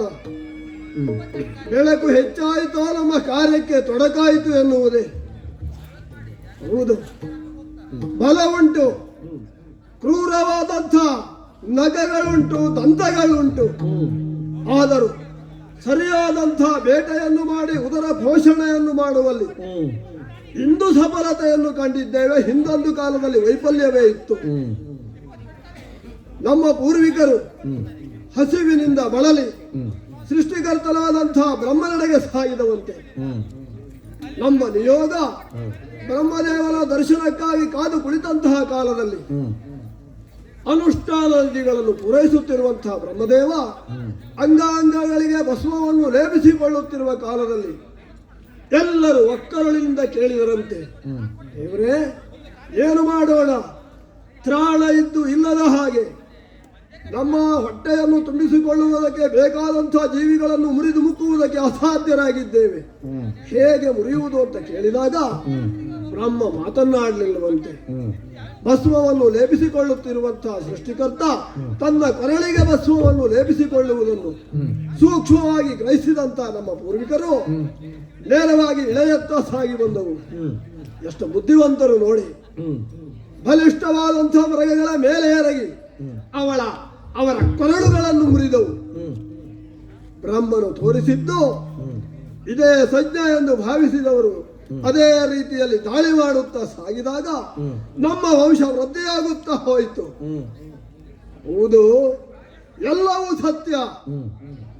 ನಮ್ಮದಾದಂತ ಆರ್ಭಟವನ್ನು ಕೇಳಿದರೆ ಕೈಕಾಲು ನಡುಗಿ ಅಲ್ಲಿಯೇ ಬಿದ್ದು ಹೋಗ್ತಾವೆ ಮೃಗಗಳು. ಸುಲಭವಾಗಿ ಬೇಟೆಯನ್ನಾಡುವುದು ಅಲ್ಲ, ಓಡಿಸಿ ಬೇಟೆಯನ್ನಾಡುವುದು. ಕೆಲವು ನಮ್ಮಲ್ಲಿ ಇದ್ದಾರೆ, ಸಿಂಹ ಮೃಗರಾಜ ಅಂತ ಹೇಳುವುದು. ಸಿಂಹ ಗುಂಪಿನಲ್ಲಿ ಇರ್ತದೆ. ಏಕಾಂಗಿಯಾಗಿ ಬೇಟೆಯನ್ನಾಡುವಂತಹ ಶಕ್ತಿ ಇದ್ದರೆ ವ್ಯಾಘ್ರಗಳಾದಂತಹ ನಮಗೆ ಮಾತ್ರ. ಹೌದು, ಬೇಟೆಯನ್ನಾಡಬೇಕು ಅಂತ ಕುಳಿತಲ್ಲಿಯೇ ಕತ್ತಲೆಯ ಗವಿಯಲ್ಲಿಯೇ ಕುಳಿತುಕೊಂಡ್ರೆ ಹೊಟ್ಟೆ ತುಂಬುತ್ತದ? ಇಲ್ಲ.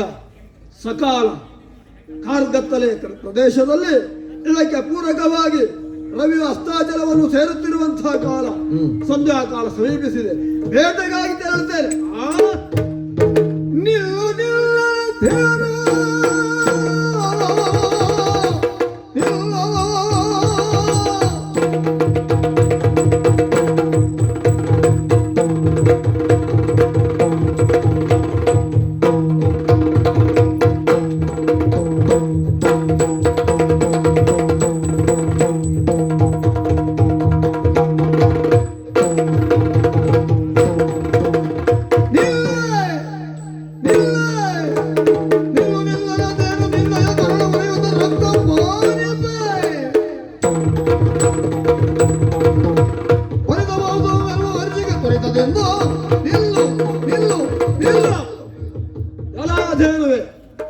ಮುಂದೆ ಹೆಜ್ಜೆಯನ್ನಿಟ್ಟೆ ಅಂತಾದರೆ ನನ್ನ ಕ್ರೂರವಾದಂತಹ ಕೋಪಕ್ಕೆ ನೀನು ಬಲಿಯಾಗಿ ಹೋಗ್ತಿ. ನೀನು ನಿಂತೆ ಅಂತಾದರೆ ಸಂತೋಷದಿಂದ ನಿನ್ನ ಕೊರಳನ್ನ ಮುರಿದು ಉದರವನ್ನು ಬಗೆದು ರಕ್ತವನ್ನು ಪಾಲಿಸಿ ಸಂತೃಪ್ತಿಯನ್ನು ಹೊಂದುವುದಕ್ಕೆ ಮನಸ್ಸು ಮಾಡಿದ್ದೇನೆ. ಪುಷ್ಟವಾದಂತಹ ನಿನ್ನ ದೇಹ ನನ್ನ ಆಹಾರವಾಗ್ತದೆ. ನಿಲ್ಲು. ರಾಜನಗೇಳು ಎನ್ನ ಭಿನ್ನಪವ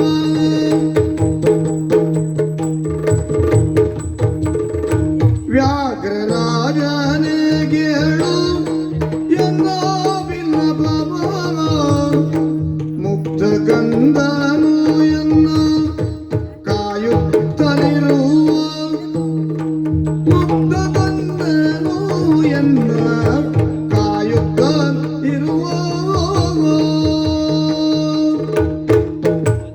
ಶೀಘ್ರದಿ ಸನ್ಯಪಾನವೈತು ಬರುವೆ ವ್ಯಗ್ರದೇರಿರುತ್ತಗಳು ಕೈ ಮುಗಿಯ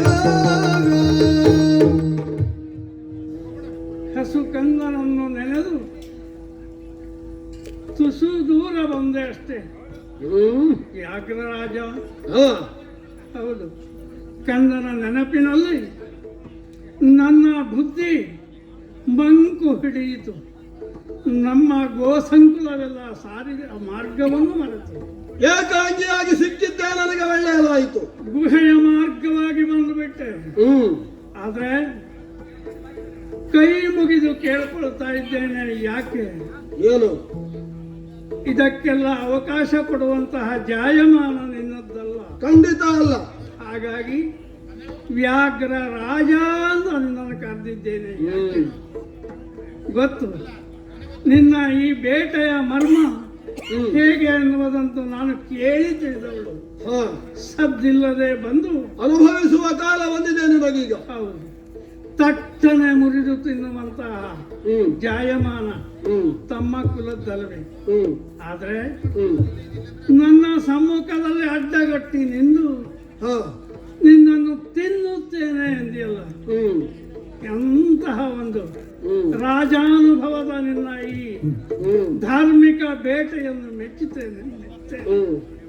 ಹಾಗಾಗಿ ನಿನ್ನ ಪುಣ್ಯತಮವಾದಂತಹ ನಿನ್ನ ಗುಣದ, ನಿನ್ನ ಪವಿತ್ರ ದೇಹದ ಪದಾರವಿಂದಕ್ಕೆ ಕೈ ಮುಗಿದು ಭಿನ್ನಯಿಸಿಕೊಳ್ತಾ ಇದ್ದೇನೆ. ಏನು? ಒಂದು ಮೋಸ ಆಗಿದೆ.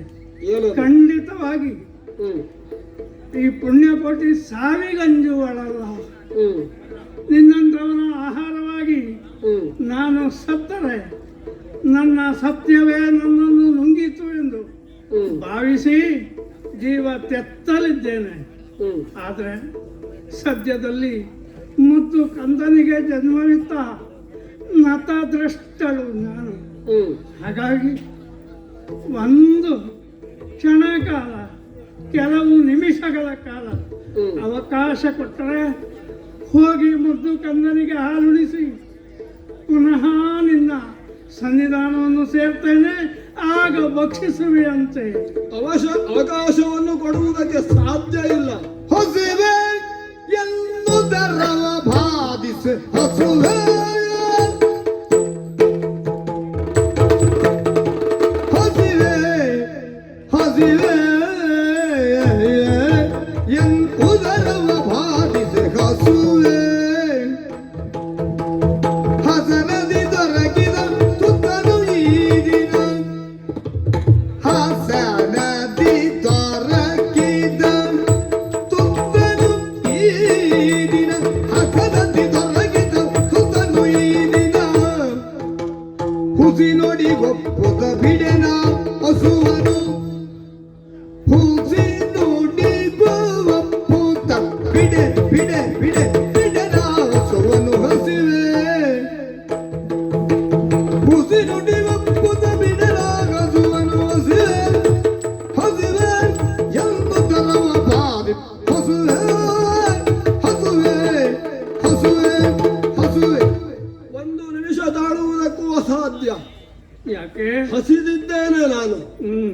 ನೀನು ಹೇಳುವುದೇನು? ದೊಡ್ಡಿಯಲ್ಲಿ ಹಸಿದಂಥ ಕಂದನಿದ್ದಾನೆ, ಸ್ತನ್ಯಪಾನವನಿತ್ತು ಬರುವೆ. ಏನು? ನಿನ್ನ ಹಾಲನ್ನೇ ಕುಡಿದು ಬದುಕಬೇಕ ನಿನ್ನ ಮಗ? ಅಗತ್ಯತೆ ಇಲ್ಲ. ಗೋವುಗಳಾದಂಥ ನೀವುಗಳು ಹುಲ್ಲನ್ನು ತಿಂದು ಸಹ ಬದುಕುವುದಕ್ಕೆ ಸಾಧ್ಯ ಉಂಟು.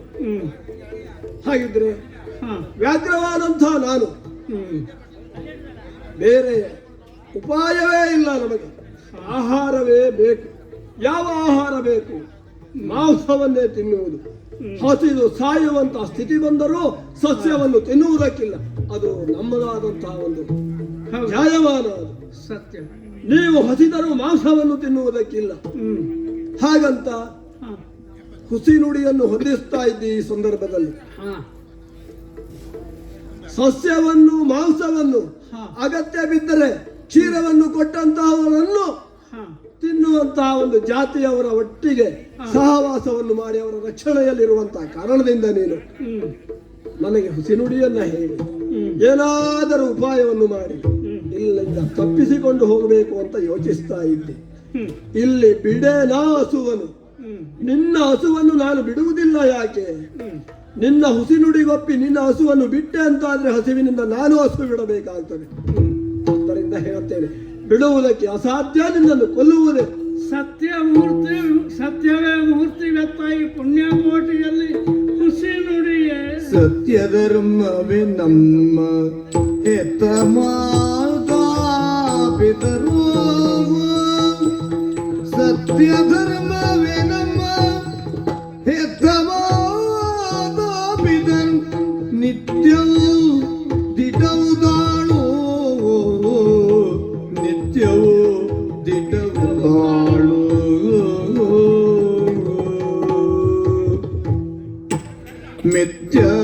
ಮಿಥ್ಯವನೆಂದಿಗೂ ಮೆಚ್ಚನ ಪರಮಾತ್ಮ ಮಿಥ್ಯವನೆಂದಿಗೂ ಮೆಚ್ಚನ ಪರಮಾತ್ಮ ಇತ್ತಬೇವ ಜನಕ್ಕೆ ಹೇಳು. ವ್ಯಾಘ್ರ ರಾಜ ಏನುವೆ? ಸಟೆಯಾಡ್ತೇನೆ ಎನ್ನುವಂತ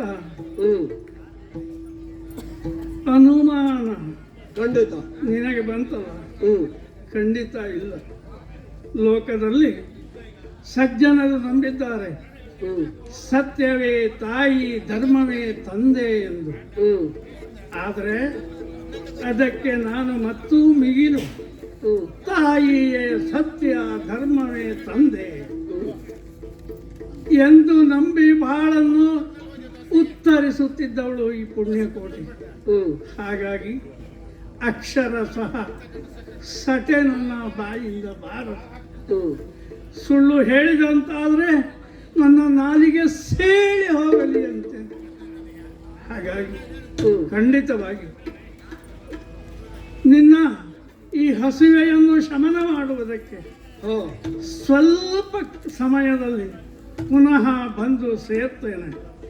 ಇನ್ನು ನನ್ನ ಕೇವಲ ಬಾಯಿ ಮಾತಿನಿಂದ ನಿನಗೆ ನಂಬುಗೆ ಬಾರದಿದ್ದರೆ ಹಾ ಇದೋ ಭಾಷಾ ಪ್ರಪೂರಿತವಾಗಿ ಹೇಳ್ತೇನೆ, ಹೋಗಿ ಕಂದನನ್ನು ನೋಡಿ ನಿನ್ನನ್ನು ಕಂಬಂದು ಕಾಣ್ತೇನೆ. ನಿನ್ನನ್ನು ತಡೆದು ನಿಲ್ಲಿಸಿ ನಿನ್ನನ್ನು ತಿನ್ನುತ್ತೇನೆ ಅಂತ ಹೇಳಿದ್ದೇ ಹೆಚ್ಚಾಯಿತು ಅನಿಸ್ತದೆ. ಯಾಕೆ? ಯಾಕೋ ನನ್ನ ಮನ ಕಲಕುವಂತಹ ಪ್ರಯತ್ನವನ್ನು ಮಾಡುತ್ತಿದ್ದೆ. ಅವಕಾಶವನ್ನು ಕೊಡ್ತೇನೆ. ಕಾಲಹರಣ ಮಾಡಬೇಡ, ಬೇಗ ಹೋಗಿ ಬಾ. ಆಗಲಂತೆ. ನಮೋ ನಮಃ. ಹಿಂದೆ ಬಾರೆಂದೆನುತ ಕಳುಗಿದ ವ್ಯಾಘ್ರನನು ಬೀಳ್ಕೊಂಡು ಕಂದನಿಗೆ ಮೊನಗಾಲ ನುಡಿದುದ ಚಂದದಲ್ಲಿ ನೇವರಿಸಿ ಮೈಗಳ ಸಂಧಿಸಿದ ಘಟನೆಗಳ ಬೇಡಳಗಲುವಿಕೆಯಗದನು ಹುಲಿಗೆ ಭಾಷೆ ಇತ್ತು. ನನ್ನ ಗುಡಿಗೆ ಬರುತ್ತಿದ್ದೇನೆ, ಈಗ ಬಂದಾಳು ಅಮ್ಮ, ಆಗ ಬಂದಾಳು ಎಂದು ಹೋಗರೆಯುತ್ತಾ ಬಾಗಿಲಲ್ಲಿ ನಿಂತಿರುವ ಕಂದನನ್ನು ಕಂಡಾಗ ನನ್ನ ಸ್ವರ ಭಾರವಾಗುತ್ತಿದೆ. ಮಗು, ಕಂದ, ಅಮ್ಮ ಬಂದೆ ಬಂದೆ ಬಂದೆ, ಬಾ. ಭಾರವಾದಂತ ನನ್ನ ಸ್ತನದಿಂದ ಕ್ಷೀರವನ್ನು ಸವಿದು ತೃಪ್ತನಾಗು ಕಂದ. ಇದೋ ಎರಡು ತೋಳ್ಗಳಿಂದ ನಿನ್ನನ್ನು ಬಂಧಿಸಿ ಮುದ್ದಿಸ್ತಾ ಇದ್ದೇನೆ. ಮಗು, ಕುಡಿ, ಕ್ಷೀರವನ್ನು ಕುಡಿ, ಹೊಟ್ಟೆ ತುಂಬ ಕುಡಿ, ಮತ್ತು ಕುಡಿ, ಕುಳಿದು ಕುಪ್ಪಳಿಸು. ಕಂದ ಕಂದ, ಇದೋ ಅಮ್ಮನ ಮೈ ಮೇಲೆ ಒಮ್ಮೆ ಕುಣಿದು ಕುಪ್ಪಳಿಸಪ್ಪ. ತೃಪ್ತಿ ಪಡ್ತೇನೆ, ತೃಪ್ತಿ ಪಡ್ತೇನೆ, ಮನೆಯ ತೃಪ್ತಿ ಅಂತ ಭಾವಿಸ್ತೇನೆ. ಮಗು, ಬಾ ಬಾ ಬಾ. ಅಮ್ಮ, ಪ್ರತಿನಿತ್ಯದಂತೆ ಮುಸ್ಸಂಜೆಯ ಹೊತ್ತಿಗೆ ಅಂಬಾ ಎಂಬಾ ಎಂದು ಕರೆಯುತ್ತಿರುವ ಕಾಲಕ್ಕೆ ಓಡೋಡಿ ಬಂದು ನನ್ನನ್ನ ಮುತ್ತಿಕ್ಕುತ್ತ ಮಲೆಯುಣಿಸ್ತಾ ಇದ್ದವಳು. ಹಾಗೆ ಇವತ್ತು ಕೂಡ ಓಡೋಡಿ ಬಂದೆ. ಹಸಿವೆಯ ಆತುರದಲ್ಲಿ ಯಾವುದನ್ನೂ ನೋಡಲಿಲ್ಲ. ಹಸಿವೆಯನ್ನ ಈಗಿಸಿಕೊಂಡೆ. ಒಮ್ಮೆ ನಿನ್ನ ಮುಖವನ್ನು ನೋಡ್ತಾ ಇದ್ದೇನೆ ಅಮ್ಮ. ಏನದು? ಏನೋ ಒಂದು ಆಲೋಚನೆಯಲ್ಲಿ ಮುಳುಗಿದ ಹಾಗುಂಟು. ಕಣ್ಣನ್ನಿಂಚಿನಲ್ಲಿ ನೀರು ಕಾಣುತ್ತಾ ಉಂಟು. ಏನಾಯ್ತಮ್ಮ, ಹೇಳಮ್ಮ. ಮಗು, ಚಲುವ ಕಂದ ನಿನ್ನ ನೊಮ್ಮೆ ನೋಡ ಬಂದನೋ.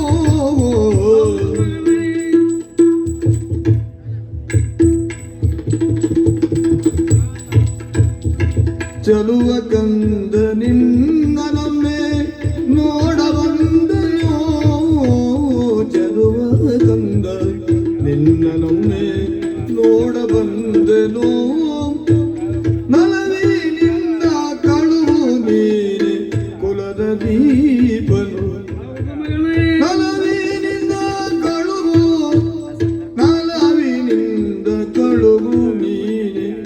ಕುಲದ ದೀಪನು ನಿನ್ನ ನೋಡ ಬಂದೆನು ನೀ ಕುಲದ ದೀಪನು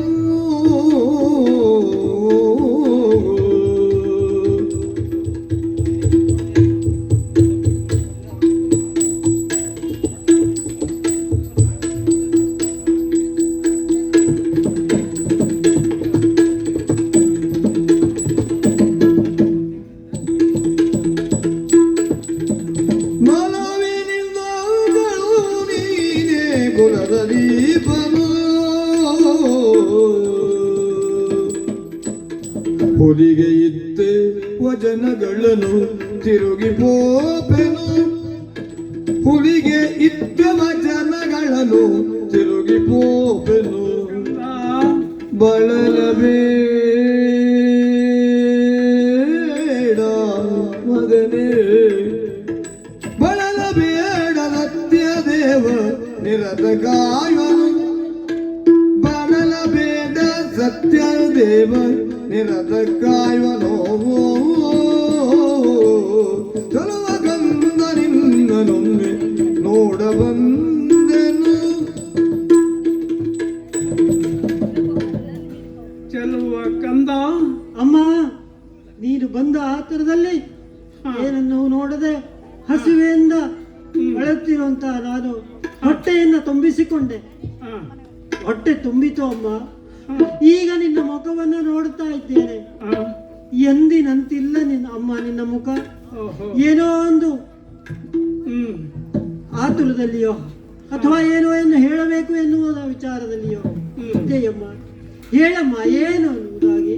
ಚೆಲುವ ಕಂದ, ಓ, ಈ ಮಹಾ ದೊಡ್ಡಿಯಲ್ಲಿ ಎಷ್ಟೋ ನಮ್ಮ ಅಕ್ಕ ತಂಗಿಯಂದಿರು ಕರುವನ್ನು ಹೆತ್ತಿದ್ದಾರೆ. ಹೌದಮ್ಮ. ಆದ್ರೆ ಆ, ಈ ಪುಣ್ಯಕೋಟಿಯ ಮಗನಾದಂತಹ ನಿನ್ನನ್ನು ಚೆಲುವ ಎಂದು ನಾನು ಬೋಧಿಸುವುದಲ್ಲ, ಆ, ಗೋ ಸಂಕುಲವೇ ಬೋಧಿಸುವುದರ ಜೊತೆಗೆ ಗೋಪಾಲಕರ ಅನ್ವರ್ಥ ನಾಮವಿದು. ಅಷ್ಟೇ ಅಲ್ಲಮ್ಮ, ಹಾ, ಈ ಗೋಪಾಲಕರು ನನ್ನನ್ನು ಅಷ್ಟೇ ಮುದ್ದಾಡುತ್ತಾ ಅಪ್ಪಿಕೊಂಡು ಆಡ್ತಾ ಇದ್ದಾರೆ ಅಮ್ಮ. ಅಲ್ವೇನೋ ಕಂದ. ಹೌದಮ್ಮ. ನಿನ್ನ ಈ ಅಂದವಾದ ರೂಪವನ್ನು ಅಂದು ನೋಡಿದೆ, ಆ, ಇಂದು ಕಂಡೆ, ಮುಂದೆ ಕಾಣಲಾರೆ ಕಂದ. ಮುಂದೆ ಏನಾಯ್ತಮ್ಮ?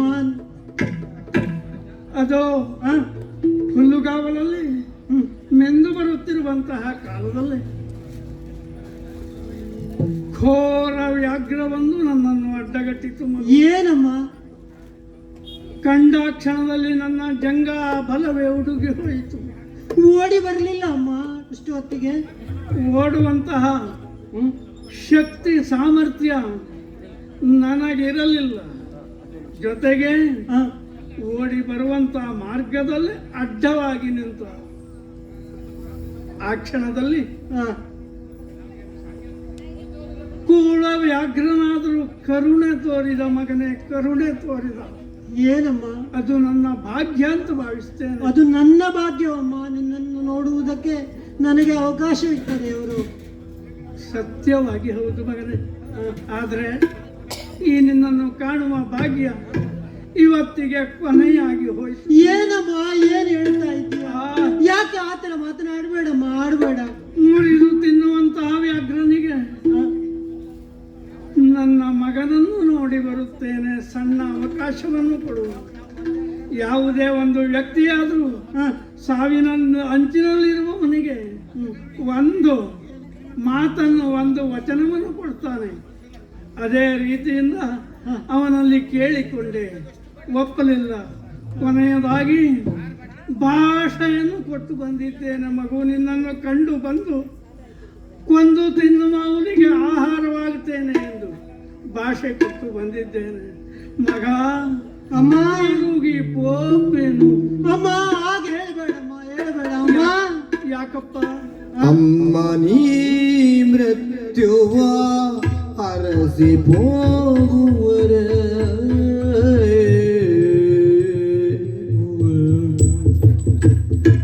ಅಮ್ಮ ನೀ ಮೃತ್ಯುವ ಅರಸಿ ಹೋಗುವರೆ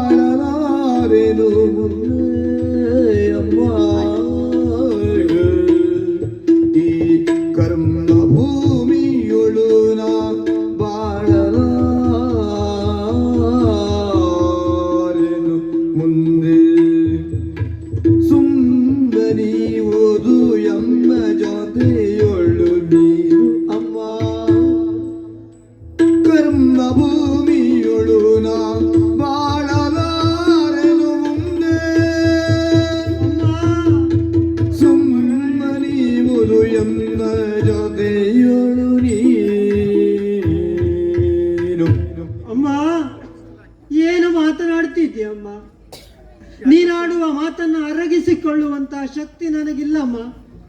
ಯಾಕೆ ಕಂದ? ಮತ್ತೆ ಆ ಮಾತನ್ನು ಹೇಳಬೇಡಮ್ಮ, ಹೇಳಬೇಡ. ಹಾ, ಹುಟ್ಟಿದ ತಕ್ಷಣ ಕಣ್ತೆರೆದು ನೋಡಿದಾಗ ಕಂಡದ್ದು ನಿನ್ನನ್ನೇ ಅಮ್ಮ, ಮತ್ತೇನನ್ನು ಕಾಣಲಿಲ್ಲ. ಹಾ, ನಂತರದಲ್ಲಿ ಕಣ್ಣಿನ ರೆಪ್ಪೆ ಕಣ್ಣನ್ನು ಕಾಪಾಡುವ ಹಾಗೆ ನನ್ನನ್ನು ರಕ್ಷಿಸ್ತಾ ಬಂದವಳು ನೀನು. ಓಹೋ, ಏನು ಗೊತ್ತು ನನಗೆ? ಹಸಿವೆ ಆದಾಗ ಕೂಗುವುದು ಗೊತ್ತು, ಹೊಟ್ಟೆ ತುಂಬಿದಾಗ ಕುಣಿಯುವುದು ಗೊತ್ತು, ಗೊತ್ತಪ್ಪ. ಮತ್ತೇನು ಗೊತ್ತಿಲ್ಲವಮ್ಮ. ಹ್ಮ್. ಅಮ್ಮ, ಹಾ, ಬದುಕಿನಲ್ಲಿ ಏನು ಮುಂದಡಿ ಇಡಬೇಕಾದರೂ ಅದು ನಿನ್ನ ಹೆಜ್ಜೆ ಅಂತ ಇಡುವುದು ನಾನಮ್ಮ. ಹ್ಮ್. ಹಾಲನ್ನ ಕುಡಿಯುವುದನ್ನ ಬಿಟ್ಟರೆ ಹಾ, ಒಂದು ಕಡ್ಡಿ ಹುಲ್ಲನ್ನ ತಿನ್ನುವುದಕ್ಕೂ ನನಗೆ ಬರುವುದಿಲ್ಲಮ್ಮ. ಹಾ. ಇಂತಹ ಕಾಲದಲ್ಲಿ ನೀನು ನನ್ನನ್ನು ಬಿಟ್ಟು ಹೋಗ್ತೆ ಅಂದ್ರೆ ಬದುಕುವ ಶಕ್ತಿ ನನಗಿಲ್ಲಮ್ಮ. ಅಮ್ಮ, ಕಂದ, ಮರುಗಾದಿರು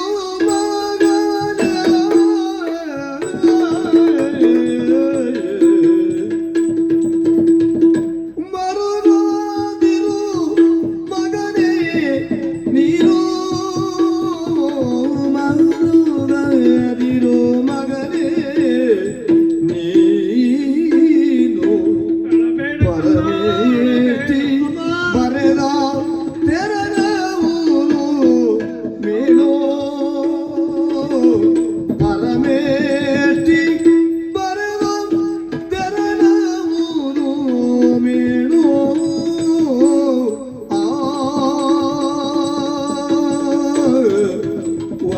ಸಗಬವೆಯೊಳೆನು ಗೌರಿಯೊಳು ಪರಿಗಳನ್ನು ಬೇಳೆ ಮತ್ತ ಮರುಗದಿರೋ ಮಗನೇ ಮಗನೇ. ಅಮ್ಮ, ಹಾ. ಎಷ್ಟು ಸಲೀಸಾಗಿ ಹೇಳಿಬಿಟ್ಟೆ ಅಮ್ಮ. ಏನು ಕಂದ? ಸಾವಿನ ದವಡೆಗೆ ನೀನು ಹೋಗ್ತೀಯ ಅಂತ. ಹಾ, ಹ್ಮ್. ಅಷ್ಟು ಧೈರ್ಯವಾಗಿ ನನಗೆ ಹೇಳುವಂತಹ ಶಕ್ತಿ ನನಗೆ ದೇವರು ಕೊಟ್ಟಿಲ್ಲಮ್ಮ. ಹೌದಾ? ಯಾಕೆಂದ್ರೆ ಹ್ಮ್. ಇಲ್ಲಿ ಮೊದಲೇ ಹೇಳಿದ ಹಾಗೆ ಹಾ, ನಾನು ಕುಣಿಯುವುದಿದ್ರು ಆಟವಾಡುವುದಿದ್ರು ಎಲ್ಲವೂ ನಿನ್ನ ಜೊತೆಯಲ್ಲಿ ಅಮ್ಮ. ಹಾ. ಅಷ್ಟೇ ಅಲ್ಲ, ಹಾ. ಹಸಿವೆ ಎಂದು ಕೂಗುವುದು ನಿನ್ನಲ್ಲಿಯೇ ಹೌದಾ? ಅಮ್ಮ. ಹಾ, ನೀನು ಹಾಗೆ ಮಾಡಿದೆ ಅಂತ ಆದ್ರೆ ಹಾ. ಯಾರ ಜೊತೆಯಲ್ಲಿ ಮಲಗಲಮ್ಮ, ಓಹೋ. ಯಾರ ಬಲೆಯನ್ನ ಉಂಡು ಹೊಟ್ಟೆ ತುಂಬಿಸಿಕೊಳ್ಳಮ್ಮ ಕೊಳ್ಳಲಮ್ಮ. ಹೇಳು ಅಮ್ಮ, ಈಗ ನೀನು ಬಿಟ್ಟು ಹೋಗ್ತಿ ಅಂತ ಆದ್ರೆ ನನಗೆ ಬದುಕುವ ಶಕ್ತಿ ಇಲ್ಲಮ್ಮ, ಇಲ್ಲ.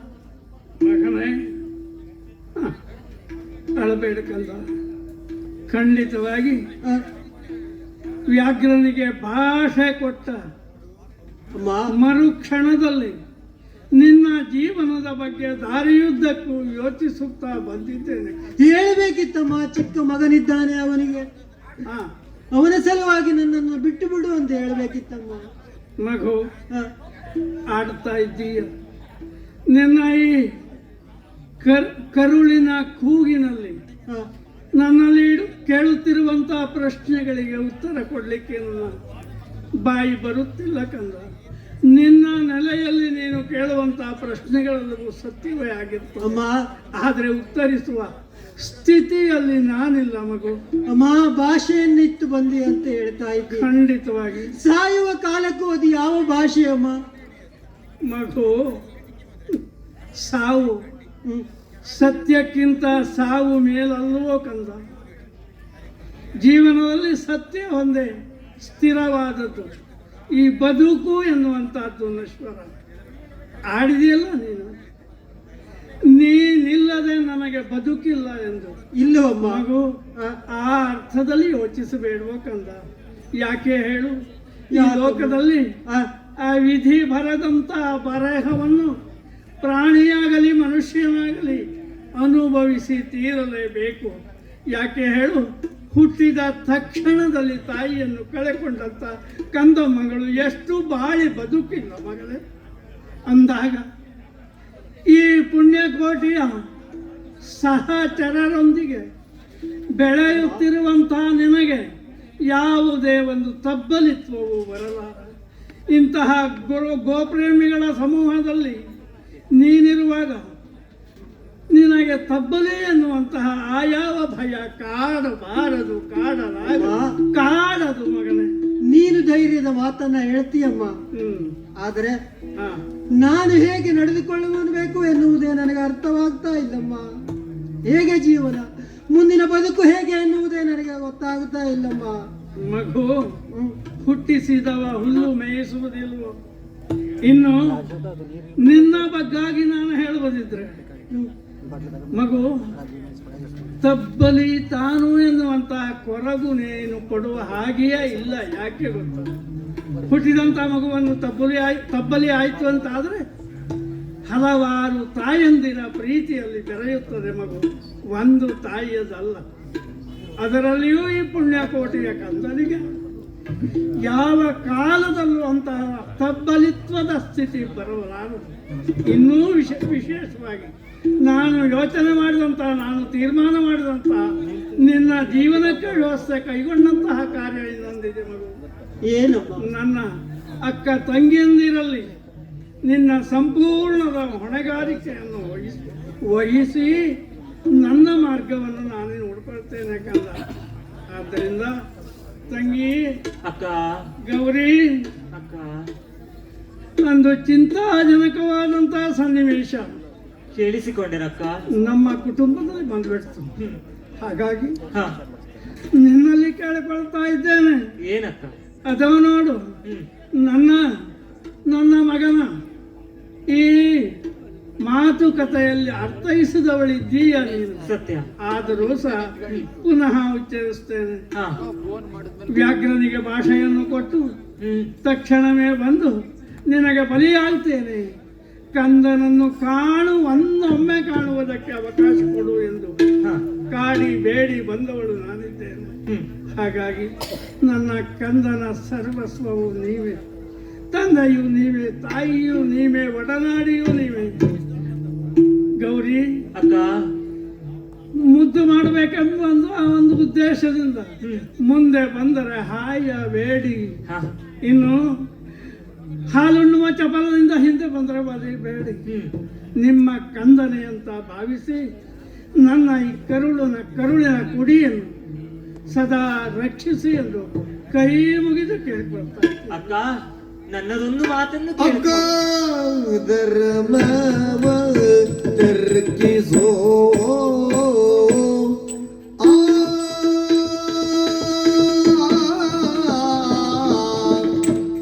ಅಕ್ಕ ಧರ್ಮವ ತರ್ಕಿಸೋ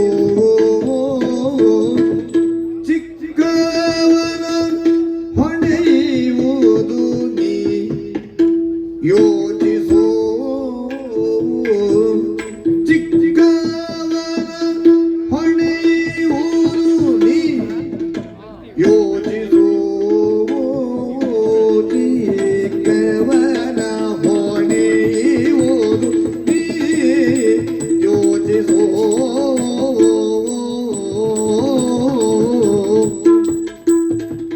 ಮೂಕ ವ್ಯಾಘ್ರಕ್ಕೆ ತನುವನು ಮುಖ ವ್ಯಾಘ್ರಕ್ಕೆ ತನುವನು ನೀರೀಡೆ ಮುಕ್ಕಣ್ಣ ಮೆಚ್ಚುವನೇನೋ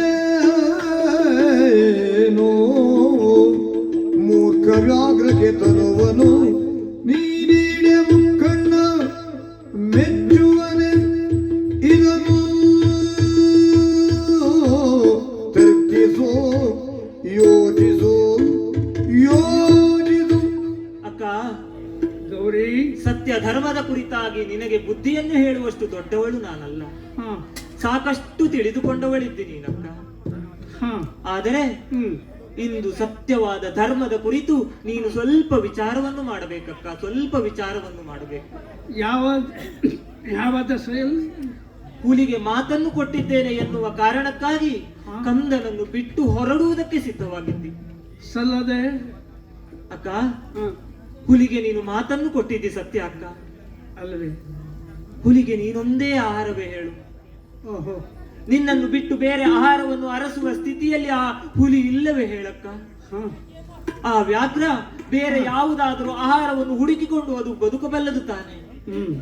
ಆದರೆ ಹಾ ನಿನಗೆ ಗುರುತರ ಜವಾಬ್ದಾರಿಯೊಂದು ಉಂಟಲ್ಲಕ್ಕ, ಹಾ ಅದು ನಿನ್ನ ಮಗು. ಓಹೋ, ನೀನು ನಮ್ಮೆಲ್ಲರಲ್ಲಿ ಹೇಳಬಹುದು, ಹ್ಮ್ ಇವನ ಹೊಣೆಯನ್ನು ನೀವು ಹೊರಿ ಎಂದು. ಹಾ ಎಷ್ಟೊಂದರು ತಾಯಿ ತಾಯಿಯೇ ಅಲ್ವೇ? ಹ್ಮ್ ನಿಮ್ಮ ಮಗುವನ್ನು ನಾವು ಪ್ರೀತಿಯಿಂದ ಕಾಣಬಹುದು ಸತ್ಯ, ಹಾ ಆದರೆ ಆ ತಾಯಿಯ ಪ್ರೀತಿಯನ್ನು ಕೊಡುವುದಕ್ಕೆ ಸಾಧ್ಯ ಉಂಟೇನಕ್ಕ? ಹಾ ಈ ಚಿಕ್ಕ ಕಂದ ಹ್ಮ್ ಹುಲ್ಲನ್ನು ತಿನ್ನುವುದಕ್ಕೂ ಶಕ್ತನಾಗಿಲ್ಲ, ಹಾ ಕೇವಲ ನಿನ್ನ ಹಾಲಿನ ಮೇಲೆ ಅವಲಂಬಿತನಾಗಿದ್ದಾನೆ. ಹಾ ಇಂತಹ ಸಣ್ಣ ಕಂದನನ್ನು ನೀನು ಬಿಟ್ಟು ಹೋದೆ ಅಂತಾದರೆ, ಹಾ ನಿನ್ನ ಈ ದೇಹವನ್ನು ಆ ಮೂರ್ಖ ವ್ಯಾಘ್ರನಿಗೆ ಒಪ್ಪಿಸಿದೆ ಅಂತಾದರೆ, ಹಾ ಒಂದು ವೇಳೆ ವ್ಯಾಘ್ರಕ್ಕೆ ಬೇರೆ ಆಹಾರವೇ ಇಲ್ಲದೆ ಹೋದರೆ ಹ್ಮ್ ಆಗ ಇನ್ನೊಂದು ವಿಚಾರವನ್ನು ಮಾಡಬಹುದಿತ್ತಕ್ಕ. ಹ್ಮ್ ಬೇರೆ ಆಹಾರವಿದ್ದು ನೀನು ಹೀಗೆ ತ್ಯಾಗಕ್ಕೆ ಮುಂದಾಗ್ತಿ ಅಂತಾದರೆ ಆ ಪರಶಿವನು ಇದಕ್ಕೆ ಮೆಚ್ಚಲಾರನಕ್ಕ, ಮೆಚ್ಚಲಾರ. ಗೌರಿ, ಹ್ಮ್ ಹೌದಮ್ಮ, ಹೌದು.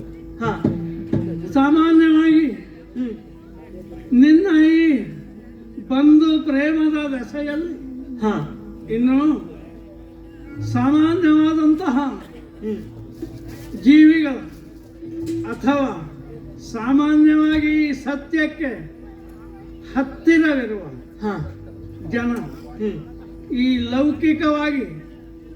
ಲೌಕಿಕವಾದಂತಹ ಧರ್ಮ, ಪಾರಮಾರ್ಥಿಕವಾದಂತಹ ಒಂದು ಧರ್ಮ, ಹೀಗೆ ಹಲವು ಎರಡು ಧರ್ಮಗಳು. ಹಾ ಈ ಲೌಕಿಕ ಧರ್ಮದಲ್ಲಿ ಹ್ಮ್ ನೀನಾಡಿದ ಮಾತು ಸತ್ಯ, ಹಾ ಶಿವಮೆಚ್ಚನು ಹ್ಮ್ ಎಂದು ಪಾರಮಾರ್ಥಿಕವಾಗಿ ವಿಚಾರ ಮಾಡಿದಾಗ ಹಾ ಭಾಷೆ ಕೊಟ್ಟಿದ್ದೇನೆ. ಹ್ಮ್ ಒಂದು ವೇಳೆ ಬೇರೆ ಆಹಾರವನ್ನು ಆ ವ್ಯಾಘ್ರ ಬಯಸಿಕೊಂಡು ಹೋದ ಅಂತ ಇಟ್ಟುಕೊಳ್ಳೋಣ, ಹಾ ನಾನು ಇತ್ತಂತ ಭಾಷೆ ಹಾಗೆ ಉಳಿಯುತ್ತದೆ.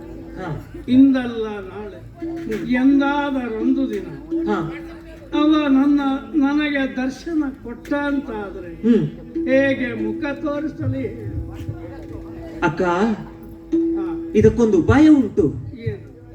ಈಗ ಇಂದು ನಿನಗೆ ವ್ಯಾಘ್ರ ಸಿಕ್ಕಿದ್ಯಾಕೆ? ಹಾ, ನೀನು ಏಕಾಂಗಿಯಾಗಿ ಬಂದದ್ದರಿಂದ ತಾನೆ. ಓಹೋ, ಇನ್ನು ಮುಂದೆ ಹಾಗೆ ಬೇಡ ಅಕ್ಕ. ಹ್ಮ್, ನೀನು ಏಕಾಂಗಿಯಾಗಿ ಬರುವುದೇ ಬೇಡ. ಹಾ, ನೀನು ನಮ್ಮೊಟ್ಟಿಗೆ ಬಾ. ಹ್ಮ್. ಅಲ್ಲ, ನೀನು ಯಾವ ಮಾರ್ಗದಲ್ಲಿ ಹೋಗ್ತೀಯೋ ಆ ಮಾರ್ಗದಲ್ಲಿ ನಾವು ನಿನ್ನೊಟ್ಟಿಗೆ ಬರ್ತೇವೆ. ನಿನ್ನ ರಕ್ಷಣೆಯನ್ನು ನಾವು ಮಾಡ್ತೇವೆ. ಹುಲಿಯಿಂದ ತಪ್ಪಿಸಿಕೊಂಡು ನಾವೆಲ್ಲ ಬದುಕಬಹುದಲ್ವೇನಕ್ಕ? ಗೌರಿ, ಬಿದುವಾಗುವ ತನವಿದು ನಾಳೆಗೆ ಬದ್ಧ ಸತ್ಯವು ಜಗದೊಳು ಮುತ್ತುಗಳಲ್ಲಿ ನಾನಿಲ್ಲೇ ಬಂಧಿಸುವ ಪಾಶದಲ್ಲಿ ಸುತನ ಬಳಗದಲ್ಲಿ ಬಿದ್ದು ಹೋಗುವ ತನುವಿದು ಹ್ಮ್ ತಂಗಿ. ಅಕ್ಕ, ಇಂದಲ್ಲ, ಹ ಮುಂದಿನ ಕ್ಷಣದಲ್ಲಿ, ಹ್ಮ್ ಮುಂದಿನ ಕ್ಷಣದಲ್ಲಲ್ಲ, ನಾಳೆ ಹ ಅಥವಾ ಒಂದು ಮಾಸದಲ್ಲಿ ಹ್ಮ್ ಅಥವಾ ಒಂದು ವರ್ಷದಲ್ಲಿ ಹ್ಮ್ ಎಂದಾದರೊಂದು ದಿನ ಈ ಬಿದ್ದು ಹೋಗುವ ಶರೀರಕ್ಕಾಗಿ ಹ ಸಿದ್ಧ ಸತ್ಯವನ್ನು ಹ್ಮ್ ಅಚಂದ್ರಾರ್ಕವಾಗಿ ಹ ಕೀರ್ತಿ ಧ್ವಜವನ್ನು ಹ್ಮ್ ಮೊಳಗಿಸುವ ಹ್ಮ್ ಆ ಸತ್ಯ ದೇವತೆಯನ್ನು ಮರೆತು ಹ ಈ ನಶ್ವರವಾದ ಶರೀರಕ್ಕಾಗಿ ಹ್ಮ್ ಆ ಸತ್ಯವನ್ನು ತ್ಯಾಗ ಮಾಡಿ ಹ್ಮ್ ಸುಖದಿಂದ ಬದುಕುವ ಹ್ಮ್ ಇಚ್ಛೆಯನ್ನು ಹ್ಮ್ ನಾನು ಮಾಡಬಲ್ಲೆನೆ. ಇನ್ನು ಒಂದು ದೃಷ್ಟಿಯಿಂದ ಹ ಈ ಯಾವ ಭವಪಾಶ ಹೇಳುವಂತಹದ್ದೊಂದು, ಹ್ಮ್ ಕುಟುಂಬ ಪಾಶ ಹೇಳುವಂತಹದ್ದೊಂದು, ಹ್ಮ್ ಈ ನಮ್ಮ ಸ್ನೇಹ ಪ್ರೇಮ ಮತ್ತು ಮುದ್ದು ಮಕ್ಕಳ ಹ ವ್ಯಾಮೋಹದ ಬಲೆಯಲ್ಲಿ ಸಿಲುಕಿ ಹ್ಮ್ ಸುಖದಿಂದ ಕಾಲ ಕಳೆಯಬಹುದು. ಆದರೆ ಕೊನೆಗೊಂದು ದಿನ ಆ ಮೃತ್ಯು ಪಾಶದಲ್ಲಿ ಸಿಲುಕಿ ಯಮ ಪಾಶಕ್ಕೆ ಕಟ್ಟು ಬಿದ್ದು ರೌರವ ನರಕದಲ್ಲಿ ಈ ಸತ್ಯ ನಮ್ಮ ಬೆನ್ನ ಹಿಂದೆ ಬರುವುದಿಲ್ಲ. ನಮ್ಮ ಸುಖ ಜೀವನ ನಮ್ಮೊಟ್ಟಿಗೆ ಬರುವುದಿಲ್ಲ. ಬರುವಂತಹ ಸತ್ಯವನ್ನು ಮರೆತು ಬಿಡ್ತೇವೆ ನಾವು. ಹಾಗಿದ್ದಾಗ ಇಂತಹ ಒಂದು ಘೋರವಾದಂತಹ ದುಸ್ಥಿತಿಗೆ ನಿನ್ನ ಸಹೋದರಿ ಹೋಗಬೇಕೆ ಹೇಳು. ಅಕ್ಕ, ಹ್ಮ್ ನೀನಾಡುವ ಮಾತು ಸತ್ಯ. ಹ್ಮ್ ಭವ ಪಾಶದಲ್ಲಿ, ಈ ಬಳಗವೆಂಬ ಪಾಶದಲ್ಲಿ ನಾವು ಸಿಕ್ಕಿ ಹಾಕಿಕೊಳ್ಳಬಾರದು. ಪಾಶದಿಂದ ತಪ್ಪಿಸಿಕೊಳ್ಳಬೇಕು ತಾನೆ. ಅಲ್ವೇ? ನಮ್ಮ ಜೀವಕ್ಕೆ ಹೆಚ್ಚಿನ ಮೌಲ್ಯವನ್ನು ನೀಡಬಾರದು ಅಲ್ವೇ? ಹ್ಮ್ ಸರಿ ಅಕ್ಕ, ಮುಗುದ ನಿನ್ನ ಮಾತು ಸರಿ. ನೀನರುಗಿದ ನುಡಿಗಾನು ಮೆಚ್ಚಿದೆ ಮುಗುದ ನೀ ಅರುಗಿದ ನುಡಿಗಾನು ಮೆಚ್ಚಿದೆ ಬಗೆದರನ್ಯ ಯೋಚನೆಯ ಸೊಗಸಿ ನೋಳಾನು ನಿನ್ನಯ ಬದಲಾಗಿ ಹೋಗುವೆ ಒದಗಿ ವ್ಯಾಘ್ರನ ಬಳಿಗೆ ನಾನು ಅಕ್ಕ, ತಂಗಿ. ನೀನು ಹೊರಡುವ ಸಿದ್ಧತೆಯಲ್ಲಿ ಹಾ, ನಿನ್ನ ಮಗನ ರಕ್ಷಣೆಯನ್ನು ನಮಗೆ ನೀಡಿದ್ದಿ, ಹೌದು. ಆತನ ಹೊಟ್ಟೆ ತುಂಬಿಸುವ ಜವಾಬ್ದಾರಿಯನ್ನು ನಮಗೆ ನೀಡಿದ್ದಾನೆ. ಹಾ, ಅಂದರೆ ಹಾ, ನಿನ್ನಲ್ಲಿ ನಮ್ಮಲ್ಲಿ ಭೇದ ಇಲ್ಲ ಅಂತ ಅಲ್ವೇ ನೀನು ಆಡಿದ್ದು ಅಕ್ಕ? ಖಂಡಿತ ಇಲ್ಲ. ನಾವಿಬ್ಬರು ಒಂದೇ ಅಂತ ಅಲ್ವೇ ನೀನು ಹೇಳಿದ್ದು? ಸತ್ಯವಾಗಿ. ನಿನ್ನ ಮಗನು ಹಾಗೆ ಭಾವಿಸಬೇಕು ಅಂತ ತಾನೇ ಅರ್ಥ. ಮತ್ತೇನು? ಹಾಗಿದ್ರೆ ಒಂದು ಮಾರ್ಗ ಉಂಟಕ್ಕ, ಹಾಗಿದ್ರೆ ಒಂದು ಮಾರ್ಗ ಉಂಟು. ಏನಮ್ಮ ಹೇಳು, ಏನಮ್ಮ ಹೇಳು. ನೀನು ಆ ವ್ಯಾಘ್ರರಾಜನಿಗೆ ಕೊಟ್ಟಿದ್ದು ನಾನು ಹೋಗಿ ನನ್ನ ಮಗನನ್ನು ಕಂಡು ಬರ್ತೇನೆ ಅಂತ ತಾನೆ. ಖಂಡಿತ.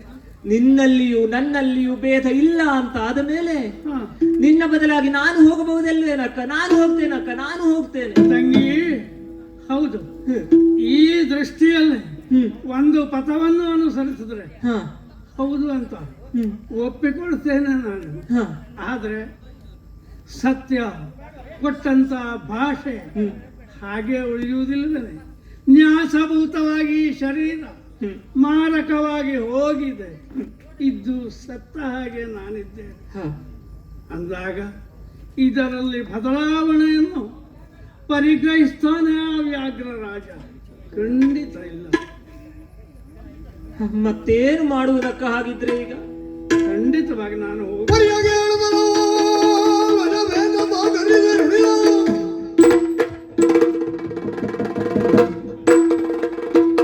ಪ್ರಜಾವೇಂದ್ರನು ಆಳಿದ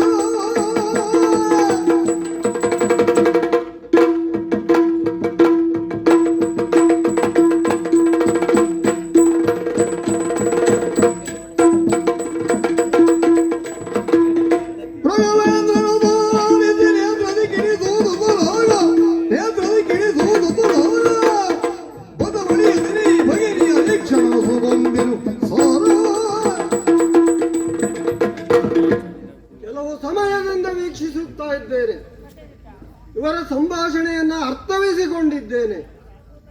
ಇವರ ಮಾತುಗಳನ್ನು ಆಲಿಸುತ್ತಿದ್ದರೆ ರಕ್ತ ಕುದಿಯುತ್ತಿದೆ. ರೋಮಗಳು ಅನಾಯಾಸವಾಗಿ ನಿಮಿರಿ ನಿಲ್ಲುತ್ತವೆ. ಕಾರಣ ಏನು? ದುಷ್ಟ ವ್ಯಾಘ್ರನ ಆಹಾರಕ್ಕಾಗಿ ತಾನು ಹೋಗುತ್ತೇನೆ ಎನ್ನುವಂತ ಪೈಪೋಟ ತಂಗಿಯರಳು. ಭಗಿನಿಯರೇ, ಒಂದು ಮಾತನ್ನು ಹೇಳುತ್ತೇನೆ, ಅರ್ಥವಿಸಿಕೊಳ್ಳಿ. ಅತಿಯಾದರೆ ಅಮೃತವೂ ವಿಷವಂತೆ. ಮಾತು ಕೊಟ್ಟಿದ್ದೇನೆ, ಕೊಟ್ಟ ಮಾತಿಗಾಗಿ ಹೋಗುತ್ತೇನೆ. ಹ, ಕೊಟ್ಟ ಮಾತನ್ನು ಇಟ್ಟುಕೊಳ್ಳಬೇಕು. ಯಾರಲ್ಲಿ? ಹ್ಮ್, ಸತ್ಪಾತ್ರರಲ್ಲಿ, ಸಜ್ಜನರಲ್ಲಿ. ಇಂಥವರಲ್ಲಿ ನಾವು ಕೊಟ್ಟ ಮಾತನ್ನು ಉಳಿಸಿಕೊಳ್ಳಬೇಕು. ದುಷ್ಟ ವ್ಯಾಘ್ರರಿಗೆ ಕೊಟ್ಟ ಮಾತಿನ ಲೆಕ್ಕ ಹೇಳ್ತೀರಾ? ಅಷ್ಟೇ ಅಲ್ಲ, ಹ. ದಾರಿಯಲ್ಲಿ ವಿರೋಧಿಯ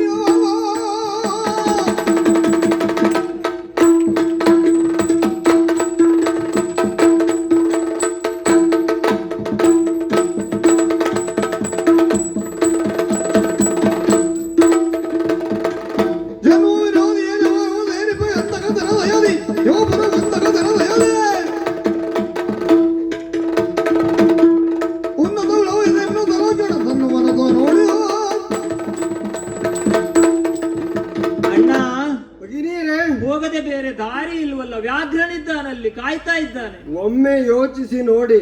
ಹ್ಮ್, ದಾರಿಯಲ್ಲಿ ಸಿಕ್ಕಿದ ನಿನ್ನ ಪುಣ್ಯಕೋಟಿಯನ್ನ ಹ. ವ್ಯಾಘ್ರ ಬಿಟ್ಟ ಅಂದಾಗೆ ಎಲ್ಲಾದ್ರೂ ಇಂಥ ಕಥೆಯನ್ನು ನೀನು ಕೇಳಿದ್ಯೋ? ಈವರೆಗೆ ಕೇಳಿದ್ದಿಲ್ಲ. ಸಿಕ್ಕಿದ ಆಹಾರವನ್ನು ಬಿಟ್ಟ ಅಂತಾದ್ರೆ ಅವಳನ್ನು ತಿನ್ನುವ ಯೋಗ ಅವನ ಹಣೆಯಲ್ಲಿ ಪರಮಾತ್ಮ ಬರದಿಲ್ಲ ಅಂತ ಅರ್ಥ. ಇನ್ನು ಹೇಳ್ತಾ ಇದ್ದೀರಲ್ಲ, ನಾನು ಹೋಗ್ತೇನೆ. ಯಾಕೆ ನಾವಿದ್ದದ್ದು ನಿಮ್ಗೆ ಕಾಣಿಸುವುದಿಲ್ವಾ ಇಲ್ಲಿ? ಇದೋ ಅಂದ್ರೆ ನೀವು ಹೋಗ್ತೀರಿ ಅಂತಲ್ಲ? ನಾನು ಹೋಗ್ತೇನೆ. ಯಾಕೆ ಗೊತ್ತಾ? ಯಾಕೆ? ನಿಮ್ಮ ಹಾಗೆ ಬಲಿದಾನ ಮಾಡುವುದಕ್ಕಲ್ಲ, ಹಾ. ಬಲಿಯನ್ನು ಪಡೆದು ಬರ್ತೇನೆ. ಹೋಗಿ ಹುಲಿಯ ಉದರವನ್ನ ಸೀಳಿ ಅವನ ರಕ್ತವನ್ನ ಹೀರಿ ಬರ್ತೇನೆ. ಯಾಕೆ ಈ ಮಾತು ಗೊತ್ತಾ? ಇಂದು ನೀವು ಹೋದಿ ಅಂತ ಆದ್ರೆ ಹಾ. ಇವತ್ತು ನಿಮ್ಮನ್ನ ತಿಂದು ಮುಗಿಸ್ತಾನೆ. ಇಲ್ಲಿಗೆ ನಮ್ಮ ಈ ಸಂಕಟ ಮುಗಿತದ? ಇದು ಇಂದು ನಿರ್ಣಯದಲ್ಲ, ಹಿಂದಿನಿಂದಲೂ ನಡೀತಾ ಬಂದದ್ದು, ಇಂದು ನಡೀತಾ ಉಂಟು, ಮುಂದೆ ನಡೀತದೆ. ಯಾಕೆ ಹೇಳು? ಈ ಸಮಾಜವೇ ಹಾಗೆ. ಯಾರು ದುರ್ಬಲರಿರ್ತಾರೋ ಅವರನ್ನ ಪ್ರಬಲರು ಯಾವತ್ತಲೂ ಕಾಡುತ್ತಲೇ ಇರುತ್ತಾರೆ, ಅವರನ್ನ ಶೋಷಿಸುತ್ತಲೇ ಇರುತ್ತಾರೆ. ಇದು ಸ್ವಲ್ಪವಾದ್ರೂ ಕೊನೆಯಾಗಬೇಕಾ? ಅಸಹಾಯಕರಾದಂತಹ ನಮ್ಮಂತವರು ಪ್ರತಿರೋಧವನ್ನು ಒಡ್ಡಲೇಬೇಕು. ಹಾಗಾಗಿ ಇದು ನೀನು ಒಬ್ಬನೇ ಹೋಗ್ತೀಯೇನಣ್ಣ? ಖಂಡಿತ ಹೋಗುವುದಿಲ್ಲ. ಬಲು ಭಟರೆಲ್ಲರೂ ಕೇಳಿರೋ.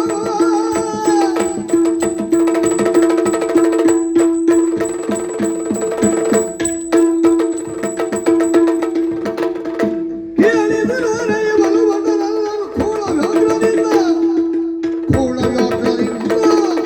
ಕೋಳಾದುದು ಬವದೋದರಿಗೆ ನಾವು ಕಳ್ಳ ಉಳಿದುತ್ತದೇನೋ.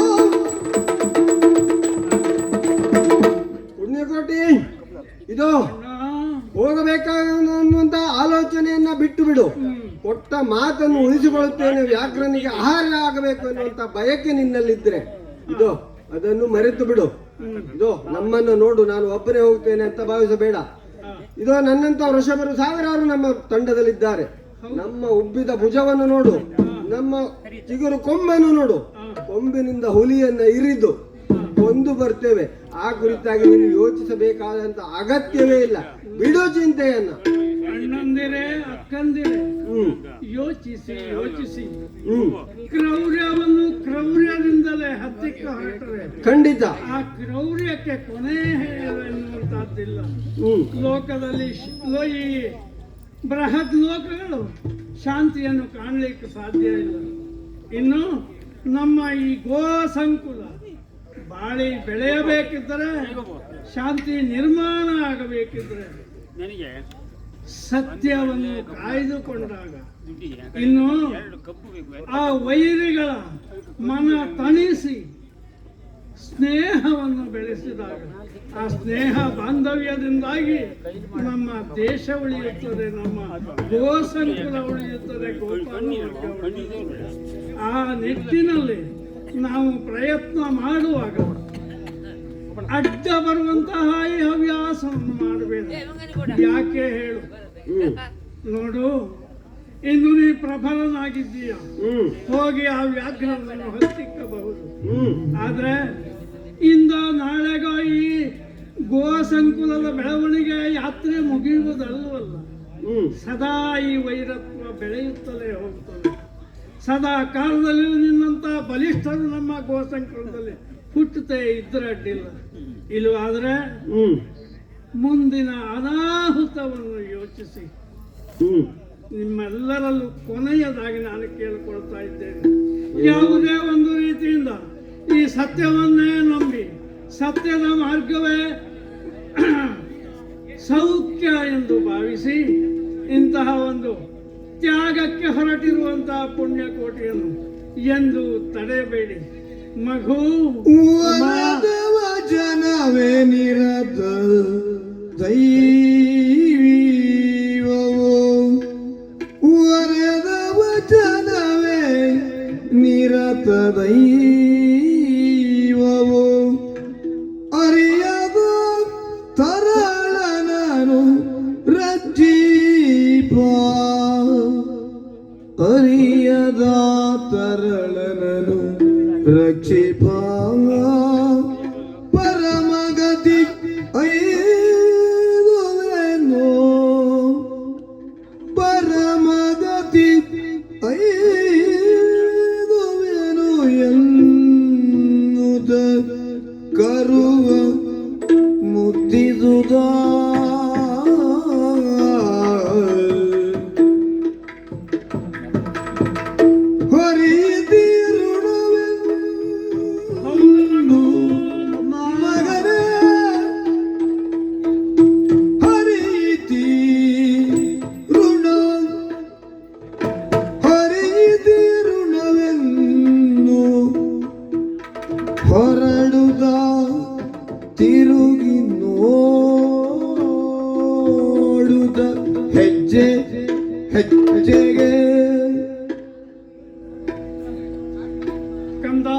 ಅಮ್ಮ ಕೊನೆ ಕ್ಷಣದಲ್ಲಿ ನಿನ್ನನ್ನು ಮುದ್ದಿಸ್ತಾ ಇದ್ದೇನೆ. ಅಮ್ಮ ನಮ್ಮ ಬಂಧು ಬಳಗದವರಿಗೆಲ್ಲ ಸಾಂತ್ವನ ಹೇಳಿ ಆಯಿತು. ನೀನಾಡಿದ ಮಾತನ್ನ ಎಲ್ಲವನ್ನ ಕೇಳುತ್ತಾ ಇದ್ದೇನೆ. ಹೌದು ಕಂದ. ಲೋಕದ ಜ್ಞಾನವನ್ನ ಅರಿಯದ ನನಗೆ ಹಾ ನೀವಾಡಿದ ಮಾತನ್ನ ಒಂದಿಷ್ಟು ಅರ್ಥವಿಸಿಕೊಂಡೆ. ಹಾ ನೀನು ಇಟ್ಟುಕೊಂಡಂತಹ ಸತ್ಯವನ್ನ ನೀನಾಚರಿಸುವಂತಹ ಸತ್ಯಕ್ಕೆ ಯಾವತ್ತೂ ನಾನು ತೊಂದರೆಯಾಗಲಾರೆ, ಹಾ ತೊಡಕಾಗಲಾರೆ. ಅಲ್ಲ, ಈ ಕರ್ಮಭೂಮಿಯಲ್ಲಿ ನಿನ್ನ ಹಾಲನ್ನ ಉಂಡು ಕುಣಿಯುವಂತಹ ಯೋಗ ಇಷ್ಟು ದಿನ ದೇವರು ನನಗೆ ದಯಪಾಲಿಸಿದ. ಅದುವೇ ನನ್ನ ಪಾಲಿನ ಯೋಗ ಅಂತ ಭಾವಿಸ್ತೇನೆ.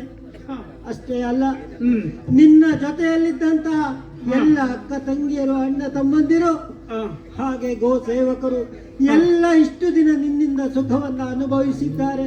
ಹ್ಮ್ ಏನು ಮಾಡಲಿ ಅಮ್ಮ, ಎಲ್ಲವನ್ನ ತೊರೆದು ನೀನು ಹೋಗುವಂತ ಕಾಲ ಬಂದಿತ್ತು ಅಂತ ಆದರೆ ನಾವು ಅದಕ್ಕೆ ಒಪ್ಪಲೇಬೇಕಮ್ಮ. ಹರಿತೀರುಣ ಮಗನೇ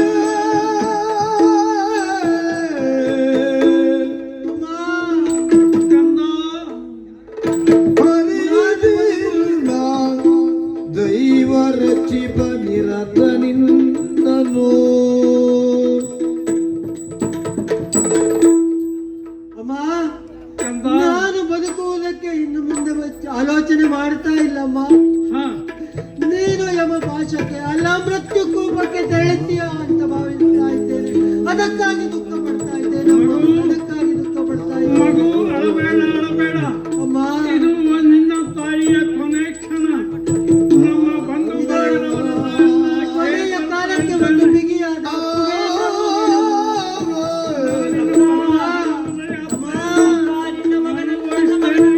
ತಿರುಗಿ ನೋಡುತ್ತ ಹೆಜ್ಜೆಗೆ ಗಿರಿಯ ಶಿಖರವನೇರಿ ನುಡಿಗಳು ಕರುಳು ಮಿಡಿಯುವಂತೆ.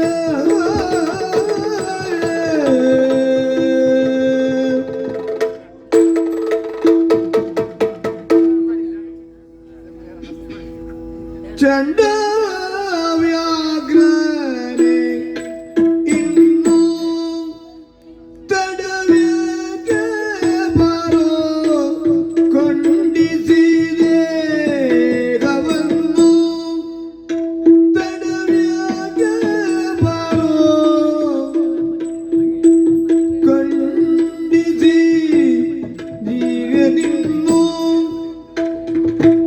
ಕಂಡ ಮಾಂಸವನೆಲ್ಲವ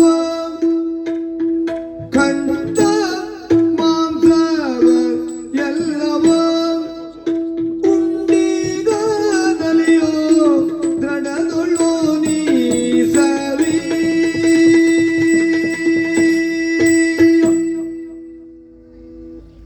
ಮಗುವಿಗೆ ಸಾಂತ್ವನ ಹೇಳಿ ಗುಹೆಯತ್ತ ಸಾರಿ ಬಂದು ನೋಡಿದರೆ ಬಂದ ತಕ್ಷಣದಲ್ಲಿ ನನ್ನನ್ನು ಮುರಿದು ತಿನ್ನುತ್ತಾನೆ ಈತ ಅಂತ ಭಾವಿಸಿದರೆ ನನ್ನ ಮೇಲಿನ ಕೋಪದಿಂದ ತಿರಸ್ಕಾರ ಭಾವದಿಂದ ಇರುವಂತೆ ಕಾಣ್ತಾ ಇದೆ.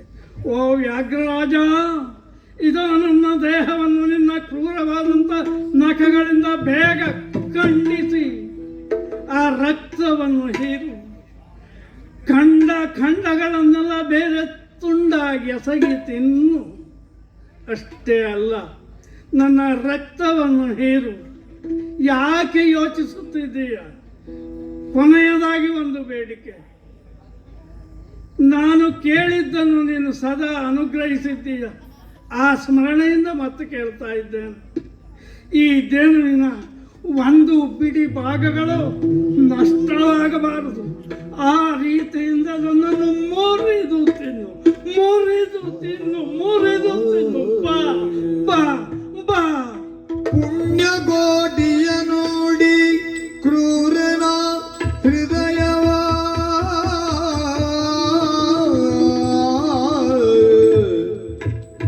ಪುಣ್ಯಕೋಟಿಯ ನುಡಿ ಕ್ರೂರನ ಹೃದಯವ ತಲ್ಲಣಗೊಳಿದ ಲಾಕ್ಷಣದಿ ಕಣ್ಣೀರ ಸುರಿಸುತ್ತ ಮಣಿದು ಬಾಬಲಿವೆ. ಸಣ್ಣವನಾದರೆ ಕ್ಷಮಿಸೋ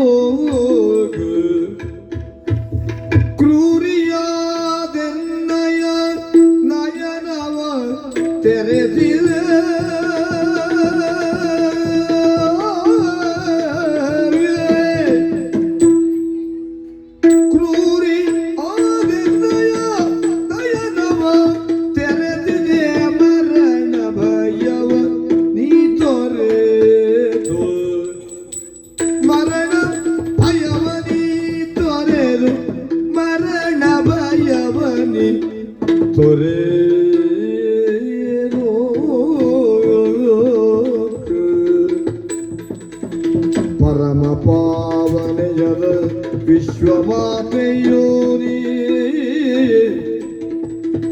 ಪರಮ ಪಾವನೆಯೇ ವಿಶ್ವಮಾತೆಯು ಎಂಬ ಪರಿಜ್ಞಾನ ಇತ್ತೇ ಎನಗೆ ಪರಿಜ್ಞಾನ ಇತ್ತೇ ಎನಗೆ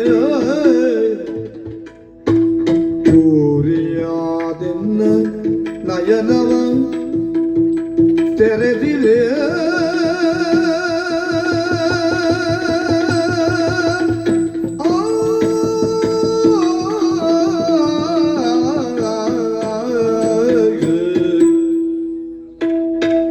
ಪರಮ ಪಾವನೆ ವಿಶ್ವ ಮಾತೆಯು ಎಂಬ ಪರಿಜ್ಞಾನ ಇತ್ತೆನಗೆ ಕ್ಷಮಿಸು ಕ್ಷಮಿಸು ಕ್ಷಮಿಸು. ಇದೇನಿದು? ದೇನುವಿಗೆ ಅವಯವನ್ನು ಕೊಟ್ಟು ಕಳಿಸಿದವನು ನಾನು. ಮೂಕ ವಿಸ್ಮಿತನಾಗಿ ಕೆಲ ಸಮಯ ಕುಳಿತು ನೋಡಿದೆ. ಯಾಕೆ ಕೊಟ್ಟೆ? ನನಗೆ ವಂಚಿಸಿ ಹೋಯಿತು ದೇನು.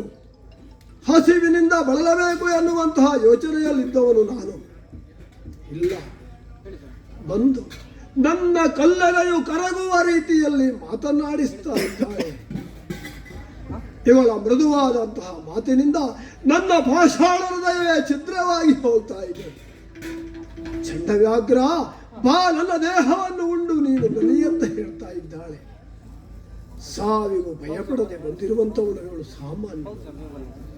ಓ ಧೇನುವೆ, ನೀನು ಧೇನುವಲ್ಲ, ನೀನು ಮಹಾತಾಯಿ, ಪರಮ ಪಾವನೆ ನೀನು ಎನ್ನುವಲ್ಲಿ ಅನುಮಾನವೇ ಇಲ್ಲ. ಯಾವ ಜೀವಿತಾನೆ ತನ್ನ ಸಾವನ್ನು ಕಂಡು ಸಾವನ್ನು ಅರಸಿ ಮೃತ್ಯುಗೂಪಕ್ಕೆ ಮುಂದಾಗುವುದಕ್ಕೆ ಸಾಧ್ಯ? ಪ್ರಪಂಚದಲ್ಲಿ ಹುಟ್ಟಿದಂಥ ಇರುವೆಯಿಂದ ಮದ್ದಾನೆಯವರೆಗೂ ಕೊನೆಯ ಕ್ಷಣದವರೆಗೂ ತಾನು ಬದುಕಬೇಕು ಎನ್ನುವಂಥ ಆಶಯವನ್ನು ಹೊಂದಿರುತ್ತದೆ. ಆಶಯವನ್ನೇ ಬದಿಗೊತ್ತಿ ಕ್ರೂರಿಯಾದಂಥ ನನ್ನ ಉದರವನ್ನು ತುಂಬುವುದಕ್ಕಾಗಿ ಅಲ್ಲಿ ಮಾತು ಕೊಟ್ಟ ಹಾಗೆ ಸತ್ಯವೇ ತಾಯಿ ತಂದೆ ಎಂದು ಬಂದೆಯಲ್ಲ. ಅಮ್ಮ, ನೀನು ಕೇವಲ ಕರುವಿನ ತಾಯಿ ಅಲ್ಲ, ನೀನು ಲೋಕಮಾತೆ ಎನ್ನುವಂತಹ ಕಲ್ಪನೆಯನ್ನು ಕೊಟ್ಟೆ ನನಗೆ. ಯಾಕೆ ಹೇಳು? ಯಾವ ತಾಯಿಯಾದರೂ ತನ್ನ ಮಗುವನ್ನು ಬದುಕಿಸುವುದಕ್ಕಾಗಿ, ತನ್ನ ಮಗುವಿನ ಏಳ್ಗೆಗಾಗಿ ತನ್ನ ಜೀವನವನ್ನು ಸಮಯಿಸುತ್ತಾಳೆ. ನೀನು ಹಾಗೆ ಮಾಡಲಿಲ್ವಮ್ಮ? ದುಷ್ಟನಾದಂಥ ವ್ಯಾಘ್ರನ ಹೊಟ್ಟೆಯನ್ನು ತುಂಬುವುದಕ್ಕೂ ಮನಸ್ಸು ಮಾಡಿ ನನ್ನ ಉದರವನ್ನು ತುಂಬುವ ತಾಯಿಯಾಗಿ ಬಂದೆಯಲ್ಲ. ಅಮ್ಮ, ನಿನ್ನನ್ನು ಮುರಿದು ತಿನ್ನುವುದಕ್ಕೆ ನಾನು ಮುಂದಾದೆ ಅಂತಾದರೆ ಏನಿದು? ಧನ್ಯವಾಯಿತು ಜೀವನ. ಯಾವುದರಿಂದ ಧನ್ಯವಾಯಿತು? ಯಾಕೆ? ಇಲ್ಲಿಯವರೆಗೆ ಎಷ್ಟೋ ಪ್ರಾಣಿಗಳನ್ನು ಮುರಿದು ತಿಂದವನು ನಾನು. ಅವು ಸಾವಿನಂಚಿನಲ್ಲಿ ಚಡಪಡಿಸುತ್ತಿರುವಾಗ ಉತ್ಸಾಹದಿಂದ ಕುಣಿದು ಕುಪ್ಪಳಿಸಿ ಉದರವನ್ನು ಹಾಲು ಹೊಟ್ಟೆಯನ್ನು ತುಂಬಿಕೊಂಡವನು. ಆದರೆ ಇಂದು ನಾನು ಮಾಡಿದ್ದು ತಪ್ಪು ಎನ್ನುವ ಕಲ್ಪನೆ ಬಂತಲ್ಲ, ಅಲ್ಲಿ ನನ್ನ ಜೀವನ ಧನ್ಯವಾಯಿತು. ಯಾವ ಜನ್ಮದ ಪಾಪಕರ್ಮವೋ ಏನೋ, ಈ ಕ್ರೂರ ಯೋನಿಯಲ್ಲಿ ಹುಟ್ಟಿ ನಿಮ್ಮಂತಹ ಸಾತ್ವಿಕ ಮೃಗಗಳನ್ನೇ ಮುರಿದು ತಿನ್ನುತ್ತಾ ಇದ್ದವನು ನಾನು. ತಾಯೇ, ನನ್ನ ಕಣ್ಣನ್ನು ತೆರೆಸಿದೆ ನೀನು. ಕೇವಲ ಒಂದು ಕ್ಷಣದ ಸಂಭಾಷಣೆಯಿಂದಲೇ ನನ್ನ ಮನ ಪರಿವರ್ತನೆಯನ್ನು ಹೊಂದುತ್ತದೆ ಅಂತಾದರೆ ನಿನ್ನ ಸಾಂಗತ್ಯದಲ್ಲಿದ್ದು ನಿನ್ನ ಸಂಪರ್ಕದಲ್ಲಿರುವಂತಹ ಮನುಜರು ಎಂತಹ ಧನ್ಯರಮ್ಮ. ಅಮೃತವ ಉಂಡ ಮನುಜ ಕೋಟಿ ನೀನಿದ್ದ ಅಮೃತವನುಂಡು ಮನುಜ ಕೋಟಿ ಧನ್ಯವಾಗಿ ಒಟ್ಟಿನೊರವೇ ಉನ್ನತ ವಂಶವ ಕಾಯುವರ್ಯಾರಮ್ಮ ಎನ್ನೀಗನಿ ಅರು ಕಂಡಂತಹ ಪ್ರಾಣಿಯ ಮೇಲೆರಗಿ ಅದರ ರಕ್ತವನ್ನು ಹೀರುವಂತಹ ನಾನು ನಿನ್ನನ್ನು ನೋಡಿದ ಆ ಕ್ಷಣ ಸಂಭಾಷಣೆಗೆ ಮುಂದಾದೆ. ಈ ಕಾಲದಲ್ಲಿ ಮೇಲೆರಗುವುದಲ್ಲ, ನಿನ್ನ ಅಡಿಗೆ ಎರಗಿ ಬೇಡಿಕೊಳ್ತಾ ಇದ್ದೇನೆ. ಯಾಕೋ ತಾಯಿ, ನನಗೆ ಕಲ್ಪನೆಗೆ ಬರ್ತಾ ಇದೆ. ನಿಮ್ಮ ಗುಂಪಿನ ಹಿಂದೆ ಗೋಪಾಲಕರು ಸಾಗಿ ಹೋಗ್ತಾರೆ ನಿಮ್ಮ ರಕ್ಷಣೆಗೆ. ಹ್ಮ್ ಅಮ್ಮ, ಎಂತಹ ಧನ್ಯರವರು, ಎಂತಹ ಜ್ಞಾನವಂತರವರು, ಎಂತಹ ಭಾಗ್ಯವಂತರವರು. ಹೌದೇ? ಕೇವಲ ನಿನ್ನ ಹಾ. ಕಣ್ಣಲ್ಲಿ ಕಣ್ಣಿಟ್ಟು ನೋಡಿದಾಗಲೇ ನನ್ನ ಮನ ಪರಿವರ್ತನೆಯನ್ನು ಹೊಂದಿದೆ ಅಂತಾದ್ರೆ, ಹಾ. ನನ್ನ ಪಾಷಾಣ ಹೃದಯ ಛಿದ್ರವಾಗ್ತದೆ ಅಂತಾದ್ರೆ, ಹ್ಮ್ ನಿನ್ನದಾದಂತಹ ದೇಹಜನ್ಯವಾದಂತಹ ಅಮೃತ ಸಮಾನವಾದಂತಹ ಕ್ಷೀರಾದಿಗಳನ್ನು ಸೇವಿಸಿದಂತಹ ಮಾನವರು ಹ್ಮ್ ತಮ್ಮ ಜೀವನದ ಸಾರ್ಥಕತೆಯನ್ನು ಹೊಂದಿಕೊಳ್ಳುತ್ತಾರೆ ಎನ್ನುವುದರಲ್ಲಿ ಅನುಮಾನ ಇಲ್ಲ. ಹಾ. ಒಂದು ವೇಳೆ ಹ್ಮ್ ಯಾವುದೋ ದುರ್ಬೋಧೆಗೊಳಗಾಗಿಯೋ, ಯಾವುದೋ ದುರಾಸೆಯಿಂದಲಾಗಿಯೋ ಹ್ಮ್ ವಿಶ್ವ ಮಾತೆಯರ ಸಂತಾನದಲ್ಲಿ ಬಂದಂತಹ ನಿಮ್ಮನ್ನ ಹ್ಮ್ ಪೀಡಿಸುವುದಕ್ಕೆ ಅಲ್ಲ, ಹೆಚ್ಚಿನ ಲಾಭಕ್ಕಾಗಿ ಹ್ಮ್ ನಿಮ್ಮ ಸಂತಾನವನ್ನು ನಾಶಪಡಿಸುವುದಕ್ಕಾಗಿ ಹಾ. ಈ ವ್ಯಾಘ್ರಂತೆ ಕ್ರೂರ ಮನೋಭಾವವನ್ನು ಹೊಂದಿದಂತಹ ಮನುಜರೇ ಒಂದು ಕಾಲದಲ್ಲಿ ಮುಂದಾದರು ಅಂತಾದ್ರೆ, ಹ್ಮ್ ತಾಯೇ, ಹಾ. ಸಾತ್ವಿಕ ಶಕ್ತಿಗಳಾದಂತಹ ನಿಮ್ಮನ್ನು ರಕ್ಷಣೆ ಮಾಡುವವರು ಯಾರಮ್ಮ? ನಿಮ್ಮನ್ನು ರಕ್ಷಣೆ ಮಾಡುವವರು ಯಾರು? ಮರುಗಬೇಡ, ಮರುಗಬೇಡ. ಮನಕರಗಿ ಪರಿತಪಿಸಿ ಕಾಣುತ್ತ ಪರಮ ಪಾವನದೇನು ಉಸುರಿತೋ ಸಿರಿಯರಸ ಯುಗ ಯುಗದಿ ಕಾಯುವ ಇವುದು ನೀ ಸುಖದಿ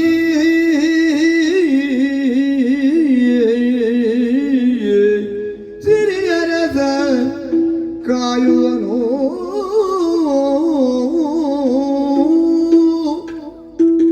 ಹುಲಿದೇವ, ತಾಯೇ, ಎಂತಹ ಆಶ್ಚರ್ಯವನ್ನು ಕಾಣ್ತಾ ಇದ್ದೇನೆ.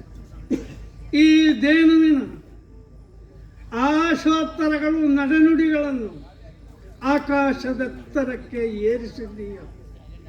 ಆದರೆ ಖಂಡಿತವಾಗಿ ನಿನ್ನ ಎತ್ತರದಷ್ಟು ನಮ್ಮದಲ್ಲ. ಯಾಕೆ ಹೇಳು? ಕ್ರೌರ್ಯವನ್ನು ಬಿಟ್ಟು ಒಂದು ಶಬ್ದವು ಸತ್ಯ ಮತ್ತು ಸಂಪ್ರೀತಿಯ ಸೋವಿಲ್ಲದ ವ್ಯಾಘ್ರದ ನಡೆಯಲ್ಲಿ ಇಂತಹ ಒಂದು ಶುಭ ಸನ್ನಿವೇಶದ ಈ ಸೌಖ್ಯದ ಮಾತು ಬರ್ತದೆ ಅಂತ ಆದ್ರೆ, ನಿನ್ನ ದಿವ್ಯ ದರ್ಶನವೇ ಕಾರಣವಮ್ಮ ಈ ಪರಿವರ್ತನೆಗೆ. ನನ್ನಿಂತಲೂ ನೀನು ದೊಡ್ಡವ, ಖಂಡಿತ ನಾವು ಒಪ್ಪಿಕೊಳ್ತೇವೆ. ಇನ್ನು ದೇಶದ ಉಳಿವಿಗಾಗಿ ಈ ಗೋಸಂಕುಲದ ಉಳಿವಿಗಾಗಿ ನೀನಾಡಿದಂತಹ ಮಾತು ಹೌದಮ್ಮ. ಹೌದು, ಖಂಡಿತ ಈ ಸತ್ಯ ದೇವತೆಯ ಮರೆಯಲ್ಲಿರುವ ಯಾವ ದೇಶವಾಗಲಿ ಅಥವಾ ಗೋಸಂಕುಲವಾಗಲಿ ಗೋಪಾಲರಾಗಲಿ ಖಂಡಿತ ನಷ್ಟ ಅನುಭವಿಸುವುದಿಲ್ಲ. ಇಷ್ಟವನ್ನು ಪೂರೈಸ್ತಾನೆ ಆ ಯಾವ ಭಗವಂತ ಕಾಲ ಕಾಲಕ್ಕೆ ಅವತರಿಸಿ ಲೋಕದಲ್ಲಿ ಏನು ಆಗಬೇಕೋ ಅದನ್ನು ಸೃಷ್ಟಿ ಮಾಡ್ತಾನೆ, ಪಾಲನೆ ಮಾಡ್ತಾನೆ. ಆ ಬಗ್ಗೆ ಯೋಚಿಸುವುದನ್ನು ಬಿಟ್ಟು ನನ್ನನ್ನು ನನ್ನ ಪಾಡಿಗೆ ಬಿಟ್ಟು ನೀನು ನಿನ್ನ ಗುಹೆಯತ್ತ ಸಾಗಿ ಹೋಗಯ್ಯ. ಅಮ್ಮ, ಸಾಗುವುದಕ್ಕೆ ಆಗುವುದಿಲ್ಲ. ಯಾಕೆ? ಯಾಕೆ? ಕ್ರೂರನಾದಂಥ ವ್ಯಾಘ್ರ, ವ್ಯಾಘ್ರನಲ್ಲಿರುವುದೇ ಕ್ರೌರ್ಯ. ಕ್ರೌರ್ಯವನ್ನು ಬಿಟ್ಟೆ ಅಂತಾದರೆ ವ್ಯಾಘ್ರ ಬದುಕುವುದಕ್ಕಿಲ್ಲ. ಯೋಚಿಸಲೇಬೇಕು. ಸತ್ಯಾತ್ಮಕೆಯಾದಂಥ ನಿನ್ನ ಮೇಲೆ ವಿಶ್ವಾಸವನ್ನು ಇಡಬೇಕಿತ್ತು ನಾನು. ಅದನ್ನು ಮರೆತಂತಹ ಮೂಢ ನಾನು. ಒಂದು ಕಥೆ ನೆನಪಿಗೆ ಬರ್ತಾ ಇದೆ ನನಗೆ. ನಮ್ಮ ಪೂರ್ವಿಕವಾದಂತಹ ವ್ಯಾಘ್ರವನ್ನು ಗೋವನ್ನು ಬೆನ್ನಟ್ಟಿ ಹೋಯಿತಂತೆ. ಓಡುತ್ತಾ ಓಡುತ್ತಾ ಗೋವು ಕೆಸರಿನಲ್ಲಿ ಬಿತ್ತು. ಹಿಂದಿನಿಂದ ಹೋದಂತಹ ಹುಲಿಯೂ ಕೆಸರಿನಲ್ಲಿ ಹಾರಿತು. ಅನೇಕ ಸಮಯಗಳವರೆಗೆ ಇಬ್ಬರು ಮುಂದೆ ಸಾಗಲಾರದೆ ನಿಂತಾಗ ಗೋವು ಹೇಳಿತಂತೆ, ಅಯ್ಯ ವ್ಯಾಘ್ರವೇ, ನಿನಗೆ ಸಾವು ಬರ್ತದಲ್ಲ ಅಂತ. ಆಗ ವ್ಯಾಘ್ರ ಹೇಳಿತಂತೆ, ನನ್ನೊಟ್ಟಿಗೆ ನೀನೂ ಸಾಯ್ತೆ. ಆಗ ಪುಣ್ಯತಮವಾದಂತಹ ನಿನ್ನಂತಹದ್ದೇನೋ ಒಂದು ಮಾತನ್ನು ಹೇಳಿತಂತೆ, ಇಲ್ಲ ವ್ಯಾಘ್ರವೇ, ನಾನು ಸಾಯುವುದಿಲ್ಲ. ಯಾಕೆ ಅಂತಂದ್ರೆ ನಾನು ಬೇರೊಬ್ಬರ ರಕ್ಷಣೆಯಲ್ಲಿದ್ದವನು. ನಾನು ಕೂಗಿದೆ ಅಂತಾದ್ರೆ ನನ್ನನ್ನು ಸಾಕುವ ರಕ್ಷಣೆಯನ್ನು ಮಾಡುವಂತಹ ಗೋಪಾಲಕನು ಅಲ್ಲ ಅವನು. ದೇವನು ಬಂದೇ ಬರ್ತಾನೆ ಅಂತ ಕೂಗಿದಂತೆ. ಕೂಗಿದ ಕ್ಷಣದಲ್ಲಿ ಗೋರಕ್ಷಕ ಬಂದು ದೇನವನ್ನು ರಕ್ಷಣೆ ಮಾಡಿಕೊಂಡು ಹೋದ, ಮೇಲೆತ್ತಿಕೊಂಡು ಹೋದ. ಆದರೆ ವ್ಯಾಘ್ರ ತಾನೇ ರಕ್ಷಕ ಎಂದು ಬೀಗಿದವ. ಇದಕ್ಕೆ ಸಿಗುವಂತಹ ಸಂದೇಶ ಏನು? ಲೋಕದಲ್ಲಿ ಮಣಿದು ಯಾರು ಬದುಕುತ್ತಾರೋ ಅವರನ್ನು ರಕ್ಷಿಸುವುದಕ್ಕೆ ಭಗವಂತನೇ ಮನುಷ್ಯ ರೂಪದಿಂದ ಬರ್ತಾನೆ. ನಾನೇ ದೊಡ್ಡವನೊಂದು ಯಾರು ಅಹಂಕಾರದಿಂದ ಬೀಗುತ್ತಾರೋ ಅವರಿಗೆ ಕೆಸರಿನ ಹೊಂಡವಲ್ಲದೆ ಉತ್ಕರ್ಷ ಇಲ್ಲವಮ್ಮ. ಆ ವ್ಯಾಘ್ರ ಅಲ್ಲೇ ಸತ್ತು ಹೋಯಿತು. ಆ ದೇಹವನ್ನು ಎತ್ತಿದಂತಹ ಮನುಷ್ಯನಿಗೆ ವ್ಯಾಘ್ರವನ್ನು ಎತ್ತುವ ಧೈರ್ಯ ಬರಲಿಲ್ಲ. ಯಾಕೆ ಹೇಳ್ತೇನೆ, ಈ ಕಥೆಯನ್ನು ಅರ್ಥವಿಸಿಕೊಂಡವ ಕೇಳಿದವ ನಾನು ನಮ್ಮ ಹಿಂದಿನವರಿಂದ. ಅದನ್ನು ಅರಿತು ಪುಣ್ಯತಮ ವಂಶದಲ್ಲಿ ಹುಟ್ಟಿದಂತಹ ನಿನ್ನನ್ನು ಆಹಾರವಾಗಿ ಭಕ್ಷಿಸುವುದಕ್ಕೆ ನಾನು ಮುಂದಾದೆ ನೋಡು. ನನ್ನಂತವನಿಗೆ ಶಿಕ್ಷೆ ಆಗಬೇಕು, ಖಂಡಿತವಾಗಿ ನನಗೆ ಶಿಕ್ಷೆ ಆಗಲೇಬೇಕಮ್ಮ. ಪಾಪಕ್ಕೆ ಪ್ರಾಯಶ್ಚಿತ್ತ ಪಶ್ಚಾತ್ತಾಪವೇ ಅಲ್ಲವೇ ಅಂದಾಗ ತಿರುಗಿ ಹೋಗು. ಆಗದಮ್ಮ, ನಾನು ಬದುಕುವುದಕ್ಕಿಲ್ಲ. ನಾನು ಬದುಕಿದೆ ಅಂತಾದರೆ ನಾನು ಸತ್ಯಕ್ಕೆ ಮಾಡಿದಂತಹ ಅಪಚಾರವಾಗ್ತದೆ.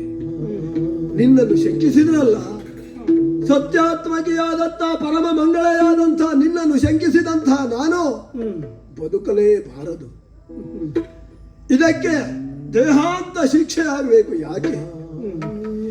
ಲೋಕದ ಸಾಮಾನ್ಯರಿಗಾದ್ರೆ ಉಳಿದವರು ಶಿಕ್ಷೆಯನ್ನು ಕೊಡ್ತಾರೆ, ಉನ್ನತವಾದಂತಹ ಸ್ಥಾನದಲ್ಲಿರುವವರಿಗೆ ಯಾರು ಶಿಕ್ಷೆಯನ್ನು ಘೋಷಿಸ್ತಾರೆ ಹೇಳಮ್ಮ? ಈ ಕಾಡಿನ ರಾಜನಾಗಿ ಮೆರೆದವನು ನಾನು. ನನಗೆ ಶಿಕ್ಷೆಯನ್ನು ಕೊಡುವುದಕ್ಕೆ ಯಾರೂ ಬರುವುದಿಲ್ಲ. ನನಗೆ ನಾನೇ ಶಿಕ್ಷೆಯನ್ನು ಹೊಂದಲೇಬೇಕು. ಪಾಪದ ಅರಿವಾಗಿದೆ ನನಗೆ. ನಾನು ಬದುಕಿದೆ ಅಂತಾದ್ರೆ ಇವತ್ತು ನಿನ್ನನ್ನು ಬಿಟ್ಟರೂ ಇಂದಲ್ಲ ನಾಳೆ ನನ್ನ ಬದುಕಿಗಾಗಿ ಹುಲ್ಲನ್ನು ತಿನ್ನುವುದಕ್ಕಾಗುವುದಿಲ್ಲ. ಮೊದಲು ಹೇಳಿದ ಹಾಗೆ ಮತ್ತೆ ಸಾತ್ವಿಕ ಶಕ್ತಿಗಳನ್ನು ತಿಂದೇ ನನ್ನದಾದಂತಹ ಜೀವನವನ್ನು ಮುಂದೆ ಸಾಗಿಸಬೇಕು. ಆದ್ದರಿಂದ ದೇಹದ ಮೇಲೆ ಆಸೆ ಇಲ್ಲ. ಕೊನೆಯದಾಗಿ ಲೋಕಕ್ಕೆ ಒಂದು ಸಂದೇಶವನ್ನು ಕೊಡ್ತೇನೆ. ಏನದು? ನನ್ನ ಹಾಗೆ ಯಾವುದೇ ವ್ಯಕ್ತಿಯಾಗಿರಲಿ, ಯಾವುದೇ ಶಕ್ತಿಯಾಗಿರಲಿ, ಗೋವನ್ನು ಕತ್ತರಿಸುವವರಿಗೆ ಮಾರಿ ಗೋ ಭಕ್ಷಣೆಯನ್ನು ಮಾಡಿದರು ಅಂತಾದರೆ ಅವರು ತಮ್ಮ ಹಾಲನ್ನು ಕೊಟ್ಟಂತಹ ತಾಯಿಯನ್ನೇ ಹೆತ್ತಂತಹ ತಾಯಿಯನ್ನೇ ಕೊಂದಂತಹ ದುರ್ಗತಿಗೆ ಇಳಿಯಲಮ್ಮ.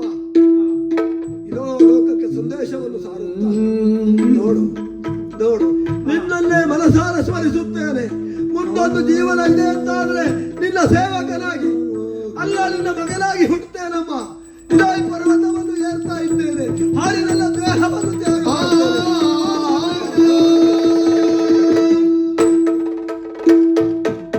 ನಿರತ ಸತ್ಯವನಂಬಿ ನಡೆವರ ಪೊರೆವನು ಪರಮಾತ್ಮನೆನ್ನುತ್ತ ಪೊರಕೆ ಬರೆ ಕಂದು ಬಂಧುಗಳು ಬೇಳಲ್ಗೆ ಹೊರಳು ನಡೆದ ಕದನಗಳೋಗೋ. ಅರ್ಬುದನೆಂಬ ವ್ಯಾಕರಣ ಈ ಚಿಂತಾಜನಕ ಸನ್ನಿವೇಶದ ಕತೆ ಸತ್ಯಕ್ಕೂ ಈ ಗೋ ಸಂಕುಲಕ್ಕೆ ಗೋವನ್ನು ಹಿಂಸಿಸುವಂಥ ಜನಕ್ಕೆಲ್ಲ ಪಾಠವಾಯಿತು ಅಂತ ಭಾವಿಸ್ತೇನೆ. ಖಂಡಿತವಾಗಿ ಇನ್ನು ಮುಂದೆ ಆ ಭಗವಂತನೇ ಆದಿಯಾಗಿ ಈ ಗೋಪಾಲಕರ ಗೋಪ್ರೇಮಿಗಳ ಈ ಎಲ್ಲ ಸಮ್ಮಿಲನದಿಂದಾಗಿ ನಮ್ಮ ಗೋ ಸಂಕುಲ ಸುರಕ್ಷಿತವಾಗುತ್ತದೆ, ದೇಶಕ್ಕೆ ಒಳ್ಳೆಯದಾಗ್ತದೆ ಎನ್ನುವಂಥ ಒಂದು ನಿರ್ಣಯವನ್ನು ನಾನು ಕೊಡ್ತಾ ಇದ್ದೇನೆ. ಅಷ್ಟೇ ಅಲ್ಲ, ನಮ್ಮ ಗೋ ಸಮೂಹವನ್ನು ನಮ್ಮ ದೊಡ್ಡಿಯಲ್ಲಿ ಸೇರಿಸಿ ಸತ್ತಂಥ ಈ ಅರ್ಬುದನಿಗೆ ಆಯಾ ಆತ್ಮಕ್ಕೆ ಶಾಂತಿ ಆಗುವಂತೆ ಶೋಕ ಸಭೆಯನ್ನು ನಡೆಸಿ ಅವನಿಗೆ ಶ್ರದ್ಧಾಂಜಲಿಯನ್ನು ಅರ್ಪಿಸುವಂಥ ಕಾರ್ಯಕ್ರಮವನ್ನು ನಮ್ಮ ಗೋಶಾಲೆಯಲ್ಲಿ ಇಟ್ಕೊಳ್ತೇನೆ. ಜಯವಾಗಲಿ.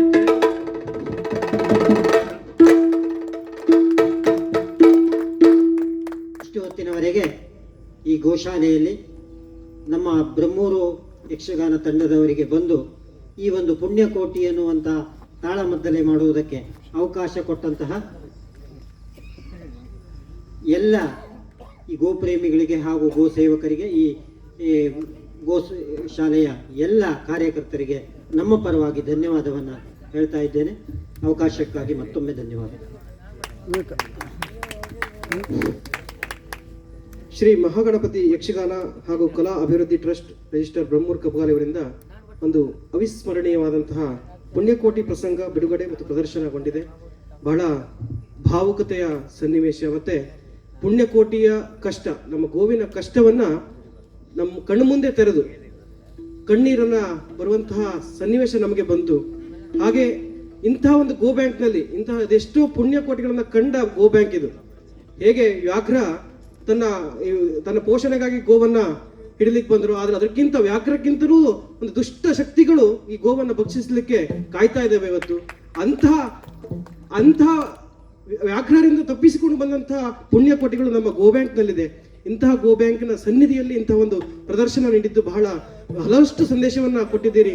ಕೇವಲ ಒಂದು ಪುಣ್ಯಕೋಟಿಯ ಕಷ್ಟ ಅಂತಲ್ಲ, ಇದರಲ್ಲಿ ಬಹಳಷ್ಟು ಮಹತ್ವ ಇರಬಹುದು, ಗೋಪಾಲನೆ ಇರಬಹುದು, ಹಾಗೆ ಗೋವಿನ ಮಹತ್ವ ಇರುವುದು. ಪ್ರತಿಯೊಂದು ಮಹತ್ವಗಳನ್ನ ಶ್ರೀಯುತ ನಾರಾಯಣ್ ಭಟ್ ಅವರ ಈ ವಿರಚಿತ ಈ ಪುಣ್ಯಕೋಟಿ ಪ್ರಸಂಗ ಅದ್ಭುತವಾಗಿ ಮೂಡಿ ಬಂದಿದೆ. ಹಾಗೆ ನಮ್ಮ ಭಾರತೀಯ ಗೋ ಬ್ಯಾಂಕ್ ಹೊಸಾಡಿನ ಅಧ್ಯಕ್ಷರು ಈ ಪ್ರಸಂಗದ ಕುರಿತಾಗಿ ಒಂದೆರಡು ಅನಿಸಿಕೆಗಳನ್ನು ಹೇಳಬೇಕು. ಹಾಗೆ ಈ ಒಂದು ಪುಸ್ತಕದ ಮುನ್ನುಡಿಯನ್ನ ಸಹ ಶ್ರೀಯುತ ಮುರಳೀಧರ್ ಪ್ರಭು ಅವರು ಬರೆದಿದ್ದಾರೆ. ಹಾಗೆ ಇಂತಹ ಪುಸ್ತಕಗಳು ಆದಷ್ಟು ಎಲ್ಲ ಕಡೆ ಹೋಗ್ಲಿ, ಮತ್ತೆ ಪುಣ್ಯಕೋಟಿಯ ಸಂದೇಶ ಎಲ್ಲ ಕಡೆ ಬರಲಿ. ಪುಣ್ಯಕೋಟಿ ಉಳಿದ್ರೆ ನಾವೆಲ್ಲ ಉಳಿತೇವೆ ಹೇಳುವ ಒಂದು ಸಂದೇಶದೊಂದಿಗೆ ಶ್ರೀಯುತ ಮುರಳೀಧರ್ ಪ್ರಭು ಅವರಿಗೆ ಈ ಅನಿಸಿಕೆಗಾಗಿ ಅವಕಾಶ ಕೊಡ್ತಾ ಇದ್ದೇವೆ.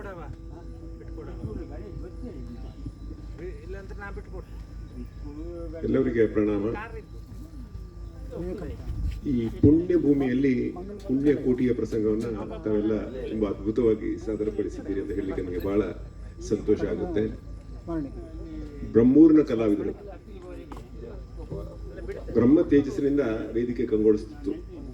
ಬ್ರಾಹ್ಮಣರ ವೈದಿಕೋತ್ತಮರ ಸಭೆ ಆಗಿತ್ತು. ಆ ಬ್ರಹ್ಮ ತೇಜಸ್ಸಿನಿಂದ ಕಂಗೊಳಿಸುವ ವೇದಿಕೆಯಲ್ಲಿ ಬ್ರಹ್ಮೂರಿನ ಕಲಾವಿದರು ಒಂದು ಅದ್ಭುತ ಪ್ರದರ್ಶನ ನೀಡಿದ್ದಾರೆ ಅಂತ ಹೇಳಲಿಕ್ಕೆ ಇನ್ನೊಮ್ಮೆ ನನಗೆ ಹೆಮ್ಮೆ ಆಗುತ್ತೆ, ಸಂತೋಷವಾಗುತ್ತೆ. ಈ ಪ್ರಸಂಗ ಅಥವಾ ಈ ಕತೆ ನಾವು ಶಾಲೆ ಹೋಗ್ತಿರೋ ಅಂತ ಕೇಳಿದ್ದೀವಿ. ಅತ್ಯಂತ ಮನಕುಲುಕುವಂತ ಪ್ರಸಂಗ. ಬಹುಶಃ ಕಣ್ಣೀರ ಧಾರೆಯನ್ನ ಆಗ್ಲೂ ಸುರಿಸಿದೆ, ಇವತ್ತು ಕೂಡ ಕಣ್ಣು ತೇವವಾಯಿತು ಅಂತ ಪ್ರಸಂಗ ಇದು. ನಮ್ಮ ಈ ಭರತ ಭೂಮಿ, ಈ ಸನಾತನ ಧರ್ಮದ ಭೂಮಿ, ಪ್ರತಿಯೊಬ್ಬರಲ್ಲೂ ಒಬ್ಬ ಋಷಿ ಅಥವಾ ಋಷಿ ಅಂಶ ಅಡಗಿದೆ ಅಂತೆ. ಅದನ್ನು ಹೊರತರುವ ಕೆಲಸ ನಾವು ಮಾಡಬೇಕು ಅಂತ ನಾನೆಲ್ಲೋ ಕೇಳಿದೆ. ಸಂತರು ಹೇಳೋದು ಮಾತು ಪ್ರತಿಯೊಬ್ಬನಲ್ಲೂ ಇದೆ. ನಮ್ಮಲ್ಲಿ ಕ್ರೌರ್ಯ ಇದೆ, ಅಷ್ಟೊತ್ತಿಗೆ ಸತ್ಯವೂ ಇದೆ, ಧರ್ಮವೂ ಇದೆ. ಸತ್ಯವೇ ನಮ್ಮ ಧರ್ಮ ಅಂತ ಹೇಳಿದ್ರಲ್ಲ, ಆ ಸತ್ಯವೇ ನಮ್ಮ ಧರ್ಮ ಅಂತ ಆ ಒಂದು ಭಾವವನ್ನ ಮೇಲೆತ್ತು ತಗೊಂಡು ಹೋಗಬೇಕು ಎಂಬುದು ಈ ಕಥೆಯ ಉದ್ದೇಶ ಅಂತ ನಾನು ತಿಳ್ಕೊಂಡಿದ್ದೆ. ಅದು ಎಲ್ಲ ಕೆಲಸ ನಮ್ಮಿಂದ ಆಗಬೇಕು. ಆ ಪ್ರಸಂಗನವನ್ನ ತುಂಬಾ ಚಂದವಾಗಿ ಸಾದರಪಡಿಸಿದ್ದೀರಿ. ಬಹುಶಃ ನಾನು ಮುನ್ನುಡಿಯಲ್ಲೂ ಬರೆದಿದ್ದೆ ಜಿಜ್ಞಾಸೆ. ಯಾಕಂದ್ರೆ ಆ ವ್ಯಾಘ್ರಂದು ಕೂಡ ಅಂತ ಒಂದು ಪಾತ್ರ, ಅದನ್ನ ಮರುಕಪಟ್ಟು ತಾನೇ ಆತ್ಮಹತ್ಯೆ ಮಾಡಿಕೊಳ್ಳುವಂತ ಪ್ರಸಂಗ ಯಾಕೆ ಬಂತು ಎಂಬುದನ್ನ ಬಹುಶಃ ಶಂಕರ್ ಭಟ್ರು ಇವತ್ತು ಅದನ್ನು ತುಂಬಾ ಅದಕ್ಕೆ ಉತ್ತರ ಕೊಟ್ಟಿದ್ದಾರೆ ಅವರ ಕೊನೆಯ ಮಾತಿನಲ್ಲಿ ಅಂತ ನಾನು ತಿಳ್ಕೊಳ್ತೇನೆ. ಎಲ್ಲ ಕಲಾವಿದರು